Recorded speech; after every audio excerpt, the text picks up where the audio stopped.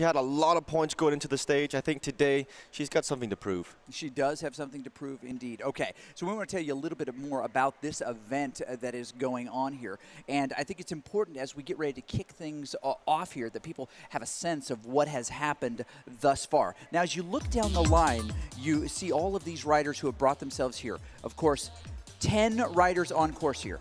But 8 of them come from champions of their global zones. Talk just a little bit about the global zones here today. So they race every Tuesday, whether it's morning, afternoon, or evening, depending on where they are in the world. They're ranked by levels of ability, so they can be in the A bracket, the B bracket, or the C bracket. Here we have the A bracket riders, the winners here.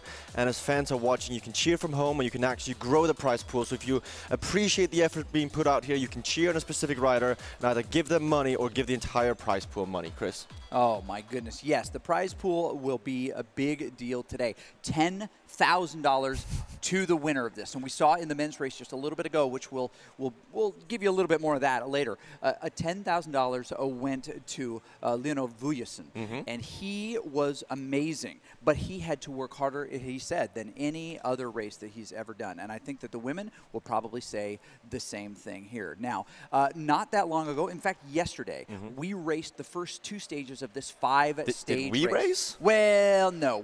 We talked a lot while people were racing, and it probably annoyed them a ton. But we're able to bring you the story, right? That's why we're here. So let's just take, if we can, just a moment and just look at what happened yesterday and then introduce you to the race as it's going to happen today. Because I think what you'll see is unbelievable.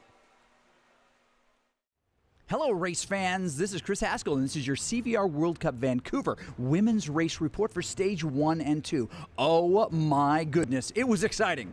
The savvy veteran Beth York would show all of the women what a time trial was about. The women began with an individual time trial. Lucy Collins, strong showing early. The Canadian Zwift champion, Jana Gillick, would try to show the American Zwift champion, Claudia Behring, how it's done. Esther Meisels would borrow the runway fans of model Heidi Klum, creating that oh-so-popular windswept look. But Claudia Behring had that I want to win $10,000 look that's in vogue this season. Stephanie Ossenbrink and, of course, Jana Gillick will try to climb back in this race and take some points away from this lady. The newcomer from Team Draft, Lucy Collins, looked on there by Greg Leo, racing in the men's race. But in the end, it would be Vicky Whitelaw who would come across the banner first, taking 8 times points and taking the lead in the women's race. Just behind the rivalry would be born Mary Wilkinson and Claudia Show Me the Money Behring, and would take that final spot away from the newcomer Lucy Collins. Canadian Gillick still within reach. The trainers would have to spin up because Stage 2 would start with a bang. Less than 1,000 meters from the start line is the first points, and Mary Wilkinson and Jana Gillick wanted to take some points back. Lucy Collins as well. Vicky Whitelaw hanging in the group. Jennifer Reel as well, but Beth York, the savvy veteran, would show them how it's done. Or would she? With legs still tight from the previous race, who would end up having it? Whitelaw with an early lead, but in the end, Lucy Collins would find a way to come around her at the line, surprising everyone with her team draft speed. She'd come across first and take those lead points. Mary Wilkinson not far behind. Stephanie Ossenbrink, Season 2 standout with her family, taking the spot of Allison Kubota, injured in a car accident recently. She would try to hang on with these tough women all day. Jennifer Reel, in her second CVR event, would show folks how it's done. Lucy Collins goes back in time to grab this headband, but would it be enough? Mary Wilkinson's headband game is on fleek. Back to black, and also back off the front of the group. Claudia Behring would try to respond. Canadian Zwift champ Jana Gillick would also try to respond. In early mechanical trims, Lucy Collins off the back. She rejoins the group just in time for things to get crazy, go nuts. But Claudia's Amazon history shows they just delivered sprinting legs. Would they be enough to get around Mary Wilkinson on the red line? Barely, not enough. Mary Wilkinson gathering just a few more points, moving later and later into Stage 2, building her lead. This would be the battle all day. Behring and Wilkinson with Vicky Whitelaw close in tow. Back and forth all day long, but Wilkinson shows why she's the UK Hill Climb champion. So much intensity. Right on, Claudia Behring. The virtual rain would fall, but the virtual pain would not. Claudia going cray-cray for another sprint point, trying to steal a few more from Mary Wilkinson. Whitelaw not far behind. Wilkinson comes around at the right time to just take a few more points from Behring. Meanwhile, Tropical Storm Esther makes landfall. Wind speed and power measurements off the charts. And she snags a few more points for herself. But this would all be gearing up for the big finish. A huge pack still together. And Vicky Whitelaw would go early. Claudia Baring misses the wheel, waits very strategically for Wilkinson to pass, jumps on her wheel. But can she hold it? She's got to close that distance as they come closer and closer. Wilkinson then passes Whitelaw. Baring in that third position, trying to overcome, get a few more points before the big finish. She almost gets back to Wilkinson. Can she come under the banner? But Mary Wilkinson would take the top spot by a wheel. The battle is brewing for day 2, stages 3, 4, and 5 of the CVR World Cup Vancouver. This has been your report. I'm Chris Haskell. Click that like and follow. Yes. What do you think? What was your gut impression from yesterday's 2-stage race? A lot of strong riders. Definitely. I gotta say I'm impressed by Claudia and an improvement so far from last CVR, but also Mary being the outsider, the outcomer, and then strong favorite Vicky. She didn't disappoint either. Yeah, Amazon shows that those sprinting legs actually showed up. You got a little grief yesterday from her for maybe suggesting that she was not a sprinter. Well, you were trying to buy or sell stock, Chris, and the stock market was not good that day for me. Oh, you know what? You should always look for stocks with a strong URBF rating. They'll always outperform the others. Okay, so let's just take a look around the room here. If you're new to this, by the way, if you're on Mixer, if you're on Facebook, click the share on Facebook. Click the, well, actually, you have to type it in the chat there. But the host this channel so other folks can see what these women are doing. But they're on real bikes, real effort, power trainers that connect. What do those little devices do for their riding effort? So they're on a Cyclops Hammer, which is a smart trainer. It changes resistance depending on what you see on the screen. So today they're going to be going up Box Hill and Fox Hill, which are 2 brutal 6-minute climbs. And as they start hitting the gradients, if they choose so, they can actually feel that back wheel start to go up a tiny bit. You got to push more power down to actually move faster. Yes. Okay. This is all made possible by Cyclops, and of course we have Power Tap pedals on there as well, all from Ceres. Now we want to talk a little bit about what's happening in the race, and so we want to give you a little bit of what's going on there. Absolutely. Or they're in the room today. Our folks from Red Bull. So real quick, we want to take a look at the format of this race. There are 5 stages, and we've got a little bit of graphic prepared to do that. This is a 5-stage race, which means we've already done 2 of these. We've got 3 up and coming. So here's what you missed. You missed it begins with Truth, right? The Class C course, 11.5 kilometers, 160 points were available. So that was the time trial. Then we went on to the longer stage, the endurance race, where we saw a 3-man breakaway with Claudia, Mary, and Vicky go off the front, and they're on the lead. Next, we have the next stage. Yes, Sky's End, and that's the one we're going to start with today on the London Loop. They're going to climb up Box Hill. It's not that long, 15.7 kilometers, but 240 points available, and 800 meters out of the gate, you'll get the first. Then the highlight of the day, the Fast and Furious. There's points on every line in this stage. This will determine who walks away with the 10 grand. No kidding. And then Sky's Beginning, where you've got to hang on to the big end. 10x points on the finish line there. You can actually see a switch in position. These riders will be able to see all of the points that have been earned both in the stages yesterday and the stages today on their own screen with these sliders right here showing where they are in the lineup. And the one with the most points at the end of the day is the winner. Yes, they are. Okay, so I'm going to put you on the spot here. We got about 4 minutes until we kick this off. A little bit less, in fact. I'm going to jump down into the pen here. We need to introduce you to these riders if you have not seen them yet, and we'll do that in just a second. We'll tell you a little bit about the course maybe a little bit later, but definitely we're going to go to the riders. We met these women yesterday, and they were fabulous. So as we begin here, it is Dixie Newsom, who is a veteran of these events and really performed well yesterday for Team Velocity Vixen. But she's got a teammate here, doesn't she? She does. She does have Beth York in there, who did quite well yesterday, thanks to the help from Kim Little and Casey Shum. She was 3rd last time in LA, and she's looking to do one better right here in Vancouver. Okay, Claudia Baring is the one we mentioned yesterday. She was always there in the sprint, showing new sprint legs as well. Can she climb today? We'll see. She can definitely time trial, so she should give it a go together with Lucy Collins, a drafted teammate yesterday with a mechanical. Today, let's hope everything stays upright, unlike Stevie Young. But yeah. Definitely make it up. And Mary Wilkinson shows why she is the hill climb champion of the UK. She is really strong. These are the races that she has been waiting for. These are the stages for her. She is definitely on form. Vicky Whitelaw, another one on form. She did really well in the time trial as well yesterday. She should be suited on the 2 mountains or 2 hills today. She's got some points to make up. Now, Jennifer Reel, this is her second in a row CVR event that she's qualified for. She's learning more and more, and these are special events. She could also make a breakout today. Up next, we've got not Alison Kubota, but Stephanie Asenbrink who's here. Alison unfortunately had a small accident, which means she couldn't get here, but Stephanie is holding up her own quite well. She even brought her whole family. Yes, she did. And then Esther Meisel's right here. Tropical Storm Esther looking to make landfall today and really shake things up in this ride. She is going to be great today. Last but not least, the Canadian champion, Jana Gilligan here. She's 41 years of age. She did quite well yesterday, and she is the local one here. She should have some inside knowledge. She should indeed. These are the women that we're going to see today on the course. Sans Alison Kubota, we've got Stephanie Asenbrink in here, and she's got something to prove. In fact, I'll tell you something about her in just a little bit that's going to blow your mind. You know, she's a world-class triathlete, and she has won a number of Ironman events before, and so I'll tell you, you're going to like it. I'm excited. Okay, we just got a couple of minutes left. Now, we mentioned and we showed the profile in the overall of this event, but we probably want to talk just, if we can, just for a couple seconds, the sprint points for this Sky's End course right here, and we have just a little bit of a piece that we can show you.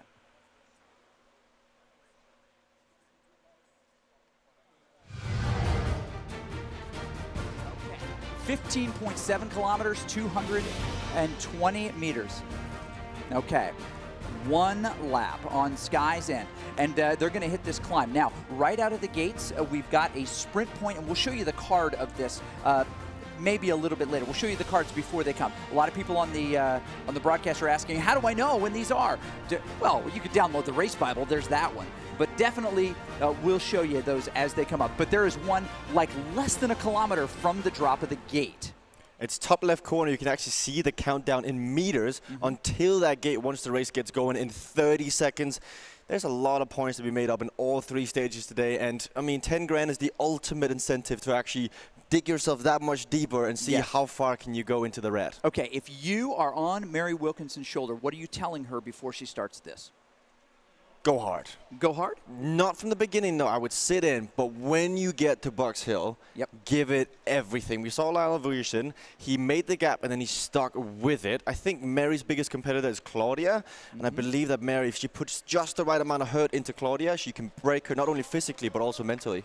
Okay. Who is going to win this first sprint point?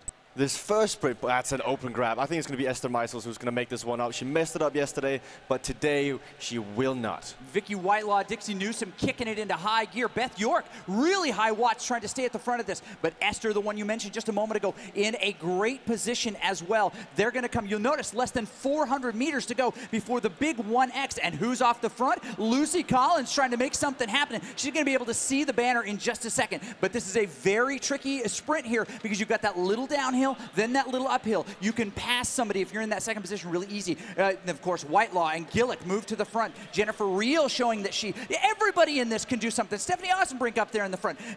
Esther moves back just a little bit more, but Jennifer Reel in a great position, sitting in that second position. And of course, Lucy Collins back to the front again. Who is it going to be? Oh my goodness, it is a huge, we're going to have to look at the results to even find out what happened. There's Tropical Storm Esther. She's going to kick it into high gear, and she's on the front right now. Can Jana Gillick best her? No, it doesn't look like it. It looks like Esther did it. Esther, Mary, Claudia, from looking at this right side. We'll take a look right now at the overall standings, of course, and the telemetry, and that'll tell us. If we look at that S3 right there, we can see the values, and it is Esther takes 20 points.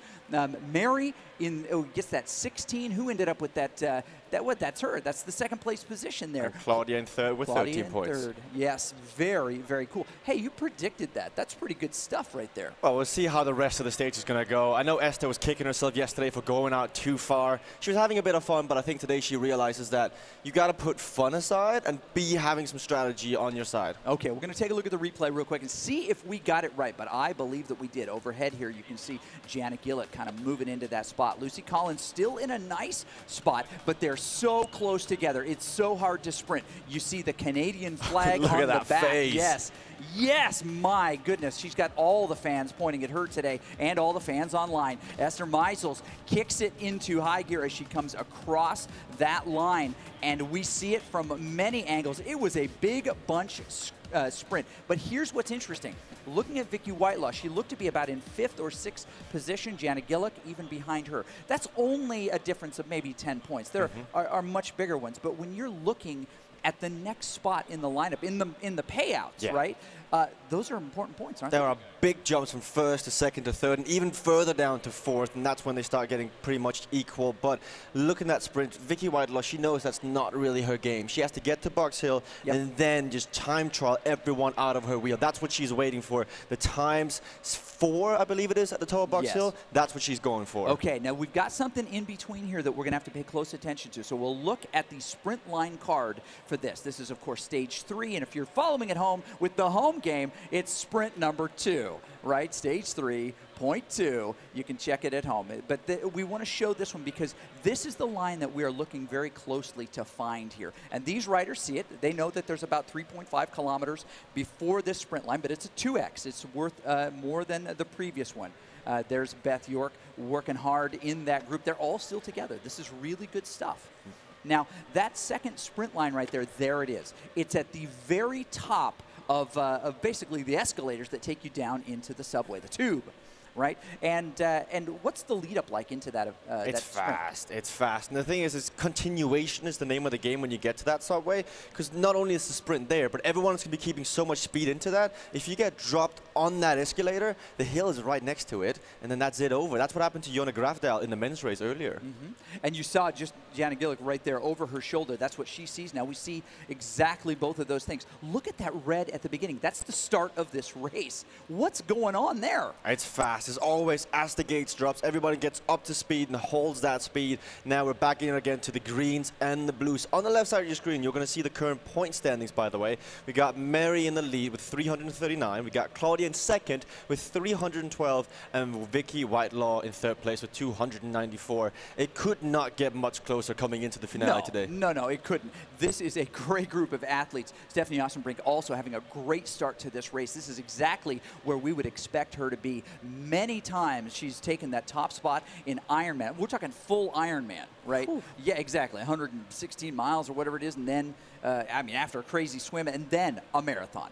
And she's won a number of those. Incredible athlete. And this is really her comeback tour right now. She started just a few months ago back in this, and she'd taken some time off, as we mentioned yesterday, for a family. But this is her comeback tour, and already in her first season, she gets an invite here. Fair play. I mean, that is quite good. Also fair play for being available on a short notice, as Alison Kubota unfortunately had her accident. Stephanie was racing the league, and she's also in here today, so she knows what's happening. But to show up when you mentally shut off, saying, oh, there's always the next season, but now she's here and she means business. Yes, and the seasons here are multiple times a year, just like in other esports. Big kick by Mary Wilkinson at the front, and look at that intense face happening by Vicky Whitelaw. She's trying to get to the front of this as well. What is going on the hill? Hard to tell, but you know who wants it? That grimace smile, team draft, Lucy Collins right there. They're going to string out to the top of this hill, and somebody could get gapped off the back. What's the danger on a hill like this? You have to fall. It's attack or be attacked. If you get dropped, it's game over, as we saw earlier in the men's race. Mary putting down the power. She knows she's one of the lighter riders, so she's going to have an advantage going uphill, as gravity has less an effect on her versus some of the other ladies in here. But looks like she might be paying a bit for that effort, as she's now near the back end of that group. You know what? That's a question that I'm going to ask you, send you out there to ask maybe someone like Claudia and say, does gravity affect you more than other people? Is that what gravity doesn't affect her at all. She's just levitating through life. Oh, there you go. He's trying to save it from yesterday. We'll even bring up that little clip of that interview. It was awesome. Okay, Claudia Baring just dialed in there. She's got headphones in her ear. She's listening to, I'm not sure, maybe Celine Dion. We'll find out. Maybe a little Taylor Swift. Hard to tell. Or maybe just angry music. I asked Mary yesterday and reported this on the broadcast. what kind of music are you listening to? And it was happy hardcore. We got to find out what that is. Okay, coming up on the next sprint point, it is coming up really, really fast. We are almost about a kilometer out. How is this going to come and how is it going to happen? They're about to take a left and cross the bridge. Yes, so they're about to cross the Westminster Bridge, I believe, here on the left. And as they do that, they'll head into the escalators, and that's where the sprint is. There's 40 points available for first over the line. It might not be much, but as we spoke to Claudia yesterday, she says every point matters. And it really is going to be the case for this women's race, as the top three are so equal on points. The difference between first and second, even on a sprint like this, could be the decider when it all is over. No kidding. Hardest video game ever. Thank you, Facebook. Thank you, Mixer. We love the comments, and we're going to incorporate some of those into the conversation.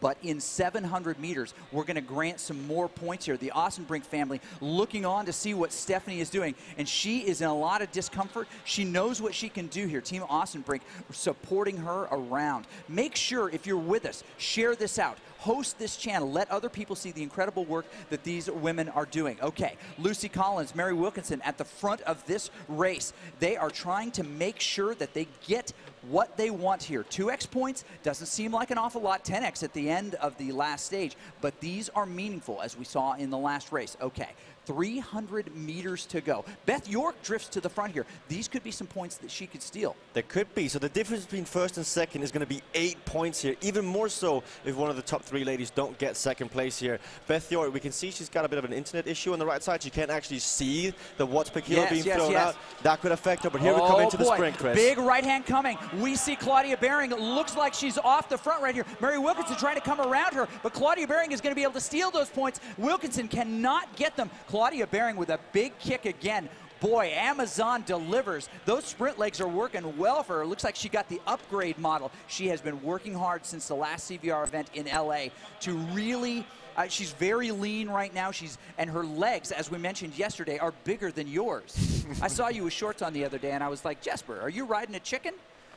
I'm not sure about that, Chris. But we're seeing now, we're going to head up to Box Hill, and this is where the real selection is going to be made. There's 4 points, or 4x at the top of Box Hill, then 3x's they come back down, and 8, I believe, at the finish line. So you really have to give it everything here to not get dropped, because this stage will set the tone for the next one. You have to go hard, but also keep something left, and it's 6 points. 6x, sorry. My apologies. 6x. No, no, no. It's a whole lot of points at the top of this hill, and everyone wants to stay connected. Dixie Newsom kind of tail-gunning at this point. This gets a little bit dangerous, doesn't it? Because if you're at the back end of a group that starts to stretch out, what's the danger? Well, you can get dropped. The fact that you can get behind somebody who's drafting another person, but that person in front of you might actually not be doing the pace you want to do, and you get left behind. That's what happened in Los Angeles to Esther Meisels, where she got stuck in a sticky draft behind Inge Janssen, and that was her race over. The chance of winning the overall was gone due to the fact that she was sitting and resting behind somebody who should not have been resting behind. Yes, you got to pick the right wheel. That's just as important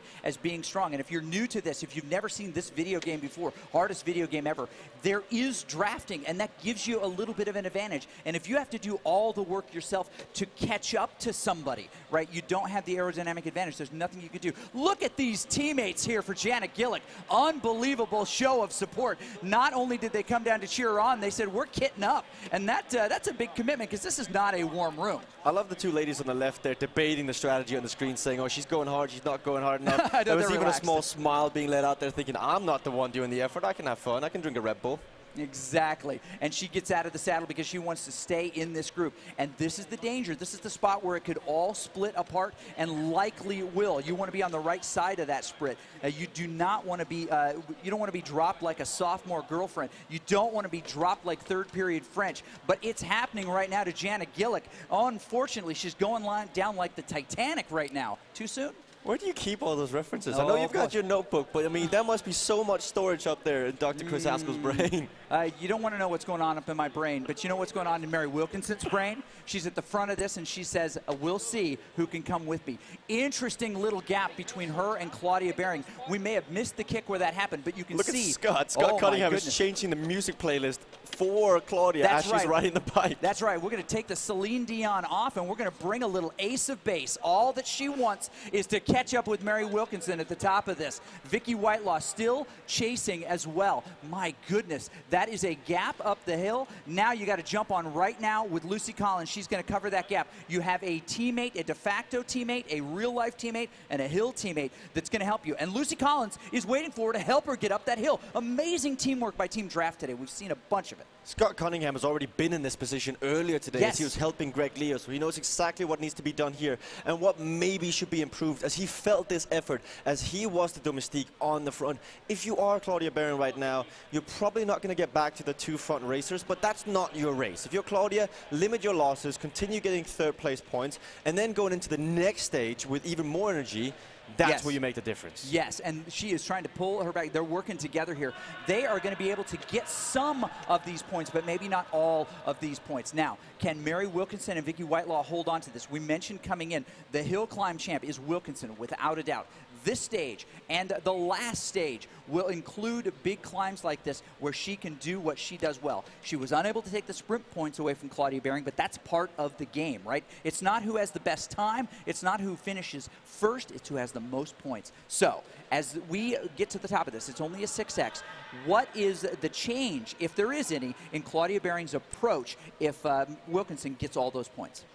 She can't really affect that. She doesn't have any strategy regarding to the others. She can only look inwards and see how can I race this race style. Yes. So regardless of Mary or Vicky getting the points in the front, she just has to make sure that she gets third place over the top. And it looks like she's quite set on it.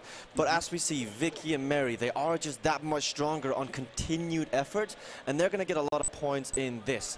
But we're going to see as we get to the top, it flattens out. The threat for Claudia and Lucy, as Lucy's now getting dropped by Claudia, is that Esther will get back on. Jennifer Reel will get back on. Beth York, she's a really smart racer. If she gets back on, she could steal even more points away from Claudia.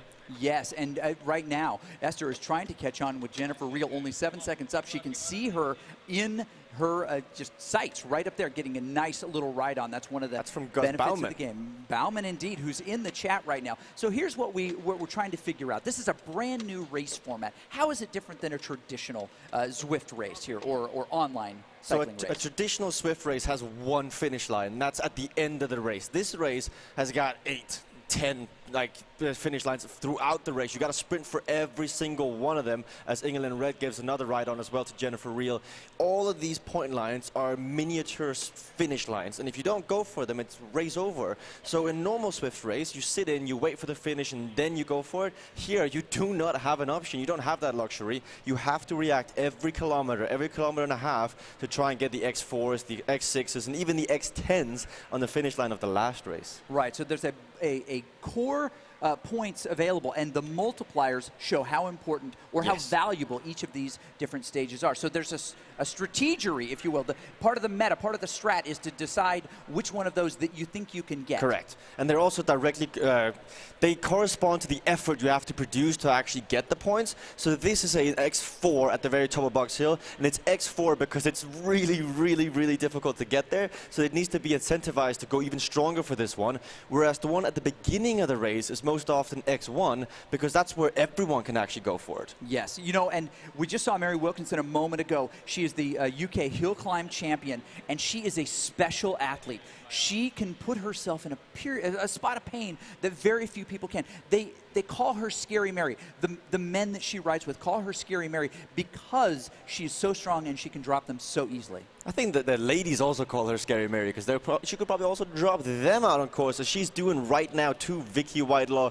Being the hill climb runners-up, she can actually do this very well, Mary Wilkinson. The question is, when she gets to the top, which she will very, very soon, what happens then? Because Vicky has got more absolute watts. She can go stronger on the flat, whereas Mary has got better watts per kilo. So when we get to the flat, it's going to be interesting to see if Vicky has timed her effort well enough to get back on the wheel. If it wasn't Claudia Baring only just a few 20 seconds behind Vicky Whitelaw, you can descend much faster with a group. There's 2 right there. But if it wasn't Claudia Baring, what do you think Vicky's motivation would be? Maybe to wait up for those other riders so that they could ride faster together. I don't think there's anyone she would want to work with, because if she was with Jennifer Reel, Beth York, there's a reason they're further behind, and they would, in the grand scheme of things, they would almost slow her down more so than help her.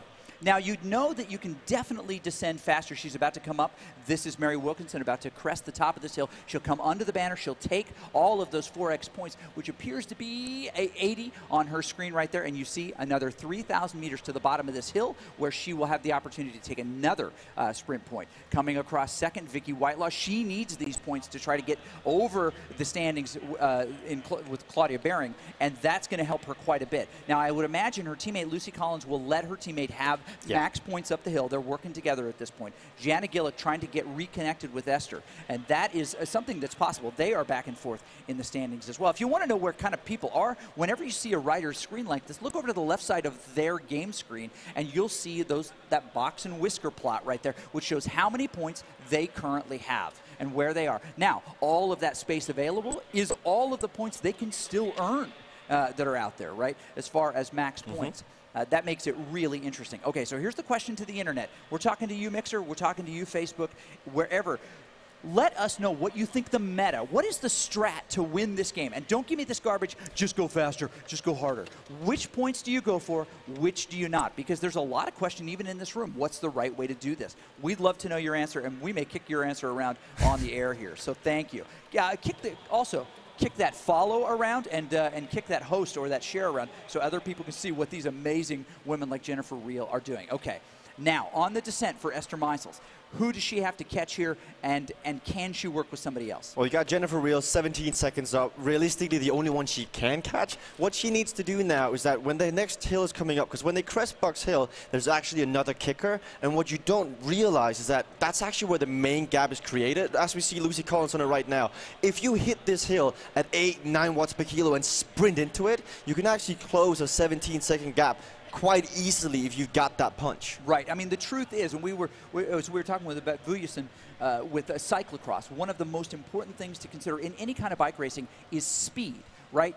Yes, there's power, we measure those things, but moving speed is important, and getting your moving speed as high as you can, as quickly as you can, is what really creates or closes those gaps between folks. So as you come up and over the top of that hill, as she is right there, doing her dance on the pedals, you have to get as much speed as possible. You can see she's trying. Have a look on the right-hand side. You can see the time gap to Jennifer Reel coming down. It's 10. It'll come down to 9 as well in a second as she tries to go to the top. She's got Tim Fulford telling her what to do in her ear. He's done one of these CVRs before in Paris, and the gap to Jennifer Reel, she's going to have to keep the power on Jen here if she wants to get up there. She is just behind Esther, 2 points behind. So not only is the top 3 close, but then the next 4 or 5 places further down are all within 2 to 10 points actually.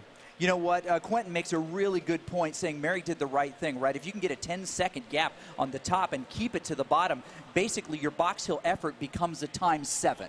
Right? So if Mary's thinking about both the top of that hill and the bottom of that hill as one collective thing, then of course she wants to get a gap. She doesn't want to just sprint around her. You got to get that because it's a ×7 to get it on the end there. That's a great point. If Quentin spent the same amount of energy watching this and theorycrafting this on his studies, he could have been done by now, Quentin. Oh boy, you know what? Maybe I need to call him into the office here and just have a little heart-to-heart with him. Maybe do some career planning. Maybe college isn't for you, Quentin. Maybe college isn't for you. Okay, so as we gear up now, we're getting closer to the end of this. They're going to come around a different way. We've got Stephanie Ostenbrink continuing to climb here. Still points available for her. She's settled in, heart rate high. She is, again, we mentioned in her comeback tour, had a conversation with Bjorn, her husband, and her to verify just before this race started. And she... They both started their family just a little bit later in life, which is not uncommon now. But she said that the moment that she discovered that she wanted to start her family, you know when it was? No. She was winning an Ironman event and was halfway through the marathon. And the epiphany came to her, oh, we need to start our family. So it is true, exercising gives you crazy thoughts. It does. It gives you inspiration. Crazy thoughts, inspiration. It depends on what the thought is, of course. But she is going to be a star in this league because she's got the ability, and as she continues to come back and race in these, I mean, seriously. Stephanie Ostenbrink would be ahead of you and I if we were racing. Obviously. Oh, she's already ahead. She's actually doing the exercise. No kidding. Exactly. Okay, as we get to the top of this hill, she's about to come and take those points. She's sitting in a good spot right here. Mary Wilkinson is on the front, sitting maybe in the best spot altogether. Is she getting what she wants as she comes out of the tunnel here? It's going to be good for Mary here. She's got 11 seconds down to Vicky, and she just has to finish this race to get all the points. So she's gotten the ones at the top of the box, into the entrance, and also at the finish line. This has been a really good stage for Mary Wilkinson. Now, based on the fatigue that the riders felt after this stage earlier, the men, is there any advice that you would give to a rider who may be ahead like that? How important is it for you just to empty the tank to get across the line, knowing that you have maybe the hardest stage ever coming next? Just don't overthink it. You've done the effort now. Yes, you're hurting, but everyone else is hurting at the same time as you. Every emotion you have right now running through your body, every thought, like, why am I doing this? Every single rider on that start line is having the same thought going through their minds. If you're a Mary, if you're a Vicky, keep fighting for it. The next stage, you got to do it all over again, but you're here for a reason. You've got the skill set. Work through it. No kidding. Now, this just in, evidently you're not welcome in Belgium anymore. I don't think that's true, because the country's favorite son, Lionel Vujasin, will give you a personal invite, and he'll give you the key to the city, which is basically the key to the country, right? Mm-hmm. Okay. Correct. All right, she's going to come up and out. This is a great little partnership between Beth York. Not to be forgotten is that Beth was in a tough spot back there, showing her savvy. She's sitting 5th overall in this race right now, and Beth actually climbed back up and put a huge gap between her and Gillick. And Gillick is an unbelievably strong rider.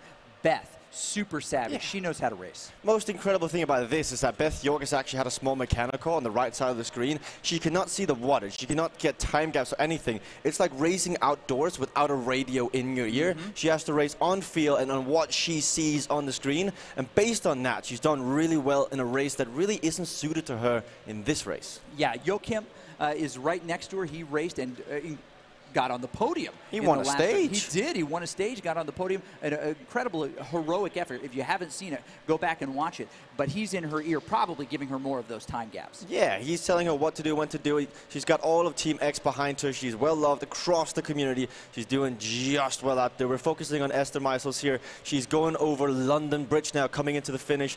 It is her and Beth York together coming into a sprint. Usually I would take Esther Meisels in a sprint versus Beth, but Beth is probably the one rider you can never count out. That's very, very true. Super, super sneaky. Super sneaky indeed. Okay. Ooh, Mary's celebrating just before the line there. You saw her two-handed salute. Yes, two-handed salute. She's got to be very happy with this. This is the kind of race that, as she looked at the race Bible, probably circled and said, okay, that's the one I can do really well in. But the great news is she's gotten herself a ton of points in other spots as well to give her a real advantage. Now, the race starts to come down. We've got Bering and Collins looking for that 3rd spot. It's going to be, without a doubt, Bering taking that spot. Her teammate Lucy Collins is going to help her to get max points. Both of those are Team Draft riders. Team Draft has shown to be maybe one of the cleverest, strongest teams in the race right now. Jennifer Reel will come shortly behind. As we look at the telemetry, we see the value of these races and all of the points that we have seen right here. Mary Wilkinson in a nice lead, but not even 100 points over Vicky Whitelaw. We see a change in the weather, and Bering slides a little bit further back. This was a big move. Now, they're only 3 points difference. I would expect that that 2nd spot's going to change back and forth a few more times. Claudia Bering, Lucy Collins in 4th place. Team Draft looking good. Now, a little bit further down, Jennifer Reel, Esther Meisels, still right in the middle of that pack, battling it out with Jana Gillick. Doing a nice job here. Beth York continuing to climb. Now, a little sprint's going to happen here. We may see just a little bit of a change here, but Esther has been working on her sprint. She's a really strong sprinter. Beth also an all-around. But as we've mentioned before, the benefit goes to the person who's in that 2nd position as you come down this little dip, and Beth may be looking, oh, she goes a little bit early. Falling back, Esther decides to kick it into high gear. She's going to get top speed here. Can she come around Beth? As soon as she grabs that slipstream, she will rocket by her. The key is, Beth, can you pick it up? Can you get on her wheel? She sees her goes by. She's still working. She's not giving it up yet. Can she cover that distance? It looks like maybe so. Oh, so close. She did get that little advantage with the descent and the arrow coming across that line, but Meisels is the one who comes across first out of this little pairing, takes a couple more points. Great job, Beth, doing fabulous work. She broadcast all morning. She is racing all afternoon. It is fabulous stuff. Now, we're going to go down in just a moment to our guy Jesper, who is is speaking with the winner of this stage on the course, and maybe some interviews with some other folks as well. But thank you very much if you're joining us on Mixer, if you're joining us on Facebook. Great conversation happening there. We're going to share some of your thoughts here in just a second. But while you're there, click that follow, click that share, and let other people see the amazing stuff that's going on, because this thing that's happening here, we're going to give away $10,000 to one of these women today. We're not going to give it away. They're going to earn it. They're going to pull it out of our hands here because they're going to win this amazing race. All right, Jesper, down on the course with a little bit of insight on what's going on. Mary, it was close going into this stage between the top three of you, Vicky and Claudia. You got you got over 100 points lead. How do you feel right now? I mean, it's great to have those points in the bank, but it's far from over. I mean, the hills are my kind of terrain. The next stage is a completely different kettle of fish, so we'll see where it goes. But obviously, I'm really pleased with that ride. See, everyone is talking about Jana having the home field advantage, being in Canada. I'm pretty sure we're on London. Is this helping you? Absolutely. I mean, I've got to do it for England, haven't I? Have you actually done Box Hill in real life? I haven't. No. It's on the list of ones to do, though. Well, I think anyone out there getting the Queen of the Mountain, they should be careful because Mary Wilkinson is in town. What's the strategy going in to the next one now? It's all new for all of us, so it's really going to be play it by ear, see how it goes. I'm going to try and hang in there as long as I can, go for a few of the points, but yeah, it's going to be interesting. Between the top three of you, Vicky and Claudia, who's your biggest competitor right now? Who do you fear the most? They're both incredible athletes, you know. In fact, everybody here is an incredible athlete, you know. They can all take points off me, so I've just got to keep my eyes on everybody. Thank you, Mary. Back to you, Chris, at the desk. Excellent. Now, I know he's going to jump over with Claudia in just a second. We definitely want to hear it. The audience is hammering. They want to know a little bit more about Claudia's strategy, how she's feeling. They're following her very, very closely. She's a fan favorite, of course. So we'll jump down to Jesper in just a second once I get confirmation that that's happening. It looks like it's happening, so we'll jump down to Jesper and find out how things are going. Hey, Claudia. Hey, what? Third place right now. You're going into the crit. How are you feeling? I feel like $1 million. Yeah? Or maybe 10,000 bucks. Yeah, I was going to say it's more like 10,000. We're not quite there yet. Maybe a few more CVRs. Box Hill, you had Lucy. Anything you want to say to Lucy? Thanks, Lucy. She's not on her bike though at the moment, but thanks, Lucy. So I saw Scott Cunningham was also around you. Was he changing the playlist? What were you listening to? Oh, yeah. I had the same song on repeat for some reason, and yeah, he had to shuffle it for me. I don't want to hear the same song for like 40 minutes. So I know you're not afraid of pulling punches. Mary wouldn't predict the competitor that was the biggest threat. Out of Mary and Vicky right now, who do you fear the most going into this one? They're both strong competitors, and to pick one or the other really isn't, yeah. They're both very good competitors, so should be interesting, right? Yeah, anyway, best of luck going into this next one. There's a lot of points on the line for this one, Claudia, so you got to bring your A game. Chris, back to you.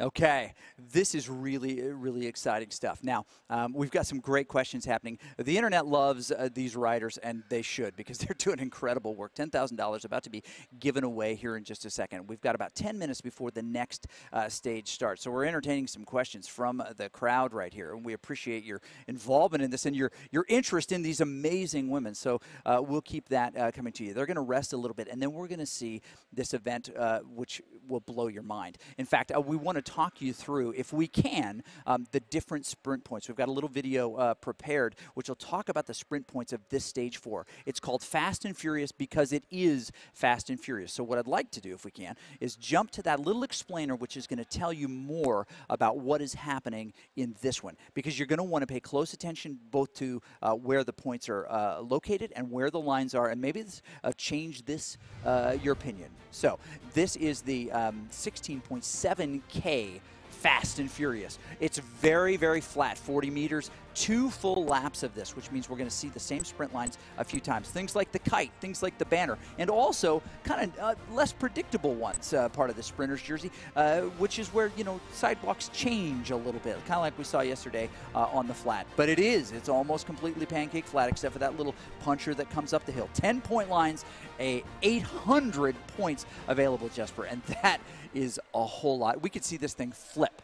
Yeah, we probably will see it flip. Oh. Claudia actually mentioned quite a good point at the very end there. Esther is going to steal a lot of points in this one. She may not be the best climber, but considering the top 3 being that close and Esther being in 5th right now, yeah, she could potentially steal a lot and move up in the rankings. Esther looks very different on the bike today than she did yesterday. What's different? she just has a bit more panache. She's a bit more focused on the screen in front of her, and it also helps that Tim Fulford is still staying put right next to her, teaching her what to do, because in LA, we really saw how it helped having someone in your ear at all time so you can turn on that race brain, because we saw Casey Shum do it to Beth. I helped 2 other girls in LA, and it really just it goes the extra mile. And when you look at the camera right there of Esther, she's relaxed, she's comfortable, she's not tight, and Tim is helping a ton. I'm not trying to ship this at all. I'm just saying that this is a great combination. This could yield many, many great possibilities in the future, both professionally and personally. So it's exciting stuff to see. You know what? And the internet loves it as well. Okay, getting closer, we've got a video explainer that talks about each of these point lines that Beth put together, and we'd like to take a look at that, because this one, of all of them, you're going to need to do your homework. Get your pencils out, because it's time to learn about Stage 4, Fast and Furious. It's Fast and Furious for Stage 4 with 2 laps of the Classique Forward course for 17 kilometers. Cutoff time is 40 minutes for the women and 35 minutes for the men. There are 10 point lines on this stage. Let's have a look. Point line 1, London Loop banner for 4 times points. Point line 2 is the 1 km to go pennant for 3 times points. Point line 3 is the Classique banner forward for 5 times points. And point line 4 is where the red road changes to asphalt for 2 times points. And it's a looped course, so it's back to the 1 km to go pennant, directly under the pennant for 2 times points. And point line 6 takes us back to the Classique banner for 7 times points. Point times 7, it's again where the red road meets the asphalt for 3 times points. Point line 8, hit the top of the dig forward and earn 3 times points. Point line 9 brings us back around and under the 1 km to go pennant and the second and final lap of the Classique course for 3 times points. And it's just before the 10th and final point line for the stage, and that is the finish banner for 8 times points.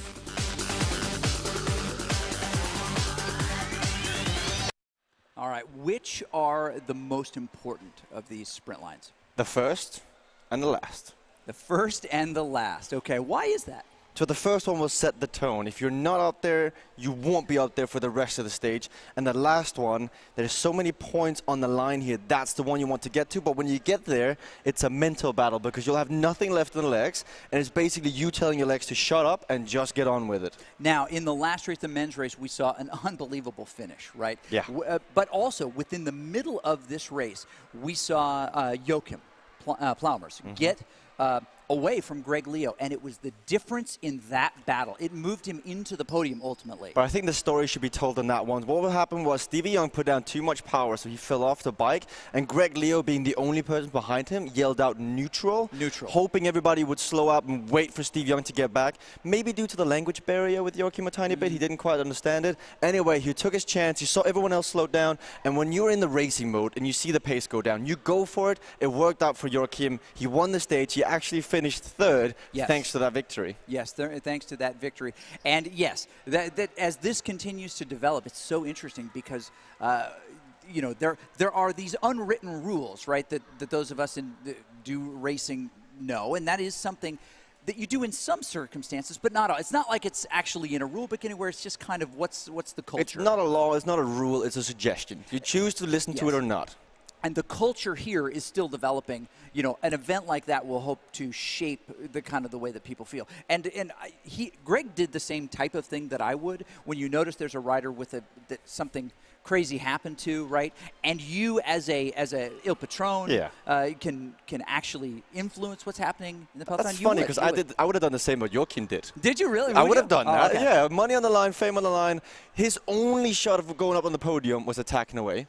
Yeah. There's no yellow flags around here. What would you do? Rider goes down in the group here. Someone calls neutral. You don't hear it or don't feel it. Do you go or not? We'd love to hear what you think. Now, we're getting closer and closer inside of 5 minutes now to this race. Let's talk a little bit about what happened yesterday. Now, we've got some riders here, and there was a very wonderful moment here where we asked you buy or sell, Jesper. We outlined the women and where they were in this group, and I want to get a sense of what you think. So we'll give you some stock prices. Let's go just kind of, we'll treat them in one area here. We have Stephanie Austin-Brink right now. You can get Stephanie Austin-Brink you know, stock for pretty low, but she has the potential in this new start of a new race here. Really, it's just a new match as part of the match here, new game in the match. Are you buying more Austin Brink? Is she going to have some success in this one? I think I'd take the money I would spend on the coffee and put it on that one, just in case. You never know. It could be the next Bitcoin. Okay, there you go. Just because it could be the next Bitcoin, good things can happen. How about Jennifer Reel?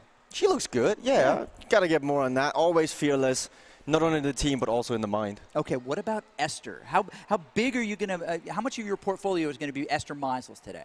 That depends on how much fun she's going to have in this bike ride, because what she does is she emulates outside racing, which Swift is really not. Swift is his own discipline, and she has this thing of thinking, oh, outside right now I would attack. On Swift, it's pretty much the opposite. So it really depends on her mindset. I have faith in Team Cycling Hub. Let's go, Esther. I'm buying. Okay, very, very good. Lots of shares of that. Now, Vicky Whitelaw, pretty expensive right now. You don't have a lot of money left, but how much Whitelaw are you buying here in this sprint discipline? I'd be cautious, but once again, this is not really going to be her thing. I'd expect the draft stock to come down a tiny bit, but it's not. It's so difficult to tell because at this point in the race, everyone is tired. Yes. Like looking at yesterday, looking at today, Vicky, she's been on the big stage before. You would think you'd want to sell, but I actually think Vicky's going to be one of the surprises here. Okay, Mary Wilkinson may be maxed out. This is a That's bubble too expensive. that could burst right now. Is she going to continue dominance through stage 4? Yeah.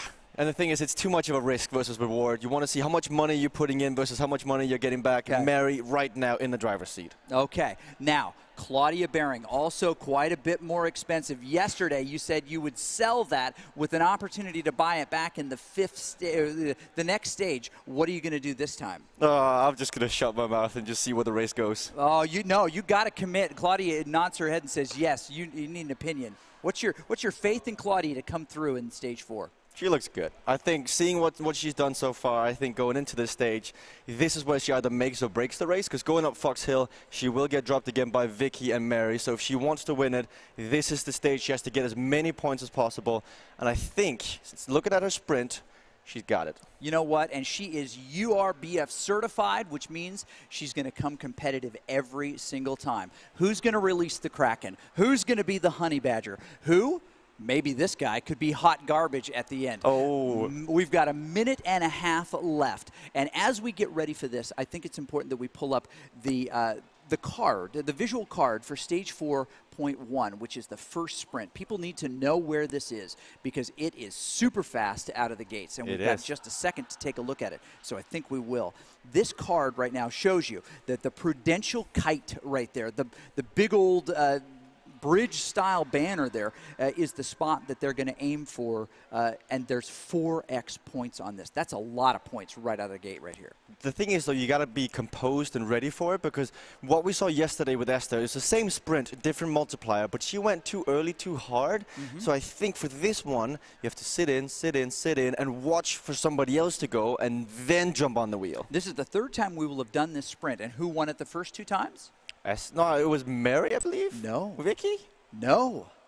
Oh, Lucy. It was the newcomer, Lucy Collins. This one has been her Third number. time's the charm. 3rd time's the charm. Will she get 3 in a row? The internet says maybe so. Not sure. This chat is amazing, Go Gara, but only because you're there. Only because you're there. Bitcoin, anyone. All right, kicking this thing into high gear in just a second. These women will do that. And if we can, just a real quick look at the telemetry to get a score standing here. This is where we take a peek at it. They're all kind of there. But as you look at the long map, look at the raised little white lettering. That's a sprint point. A little bit later, that's a sprint point. Another sprint point, and they go around this multiple times. But Mary Wilkinson in the driver's seat. Vicky Whitelaw doing quite well as well. And looking further down, we see Dixie Newsom, Beth York, Jana Gillig. They're quite close at the bottom here. They're going to be fighting out for points. Esther and Jennifer Reel, with Lucy Collins also fighting in there. There's quite a lot of money between 4th and 6th place. Yes. So to see Lucy versus Esther versus Jen, this is going to be the one that makes a difference. And we need verification on this, but they're going to give $1,000 as well to the most aggressive rider in this field. That could be any of these women. Who is the aggressor today? That is the question. Looking at the ladies' race, we don't have a clear-cut favorite because in the men's we had Jona Gravdal who would continuously attack. So would Gavin Dempster. We will see who's going to take it up in this one. So far, I don't really have a favorite for that prize. Okay, yes, $10,000 on the line. This is stage 4 of 5. The gate is about to drop. Drum roll. Things are going to go Maybe not as they expect. Look at those two draft riders right there. Also, kicking it into high gear. Okay, Newsom off the front. Austin Brink really kicking it up. She's got great power early on especially. Vicky Whitelaw in a great position. Mary Wilkinson right where she needs to. But boy, that got strung out really fast here. We've got 500 meters to go to this big sprint finish, and some of the wrong people are on the wrong side of this. Gillick, Meisels at the end of the line. You want to be further back, though. This is too early to be near the front. If you are an Esther, you're sitting in the correct spot. You can see Claudia in the Stars and Stripes. That is really where you want to be. I know 300 meters isn't that much, but when you do kick, you break the draft and you go for it. Okay, Vicky Whitelaw on the front. Maybe not the spot that you want to be. Then coming around her, Claudia Baring, perhaps a little early. Everyone is really close. Look at that, Esther. You're right. She climbed right up. Claudia trying to get as many points as she can. This is the game she's playing. Wilkinson with that orange jersey trying to come around her. Maybe not enough runway left for her to get there. Also, Whitelaw coming into that third position. Looks like Baring, Wilkinson, and Whitelaw. 1, 2, 3. Lucy Collins did not three-peat on this, but she did get those fourth-place points, I believe. Sorry, I was going to say the takeaway from this is Esther actually did finish third, taking points from Vicky, is that Esther's legs look quite empty. She gave it everything in that sprint, and there wasn't that much. Well, she did have to climb a long way up, so maybe the length of that sprint and actually having to move through the line, because you got to put down that power to climb up 6 positions. And it was pretty stretched out. It's not like a block 6 positions. It was right there. Look at the fatigue on her face. Vicky Whitelaw, a UCI many, many times. 4, 6, it's hard to tell. Times she represented the country of Australia in the UCI World Championships. That's the highest level of women's professional cycling. And she has been her country's representative, which is quite an honor. She has got her hands full today with these scrappy upstarts. See, I think what we're going to see now is that Team Draft should be in the driver's seat here with Lucy and Claudia, both of them quite good sprinters.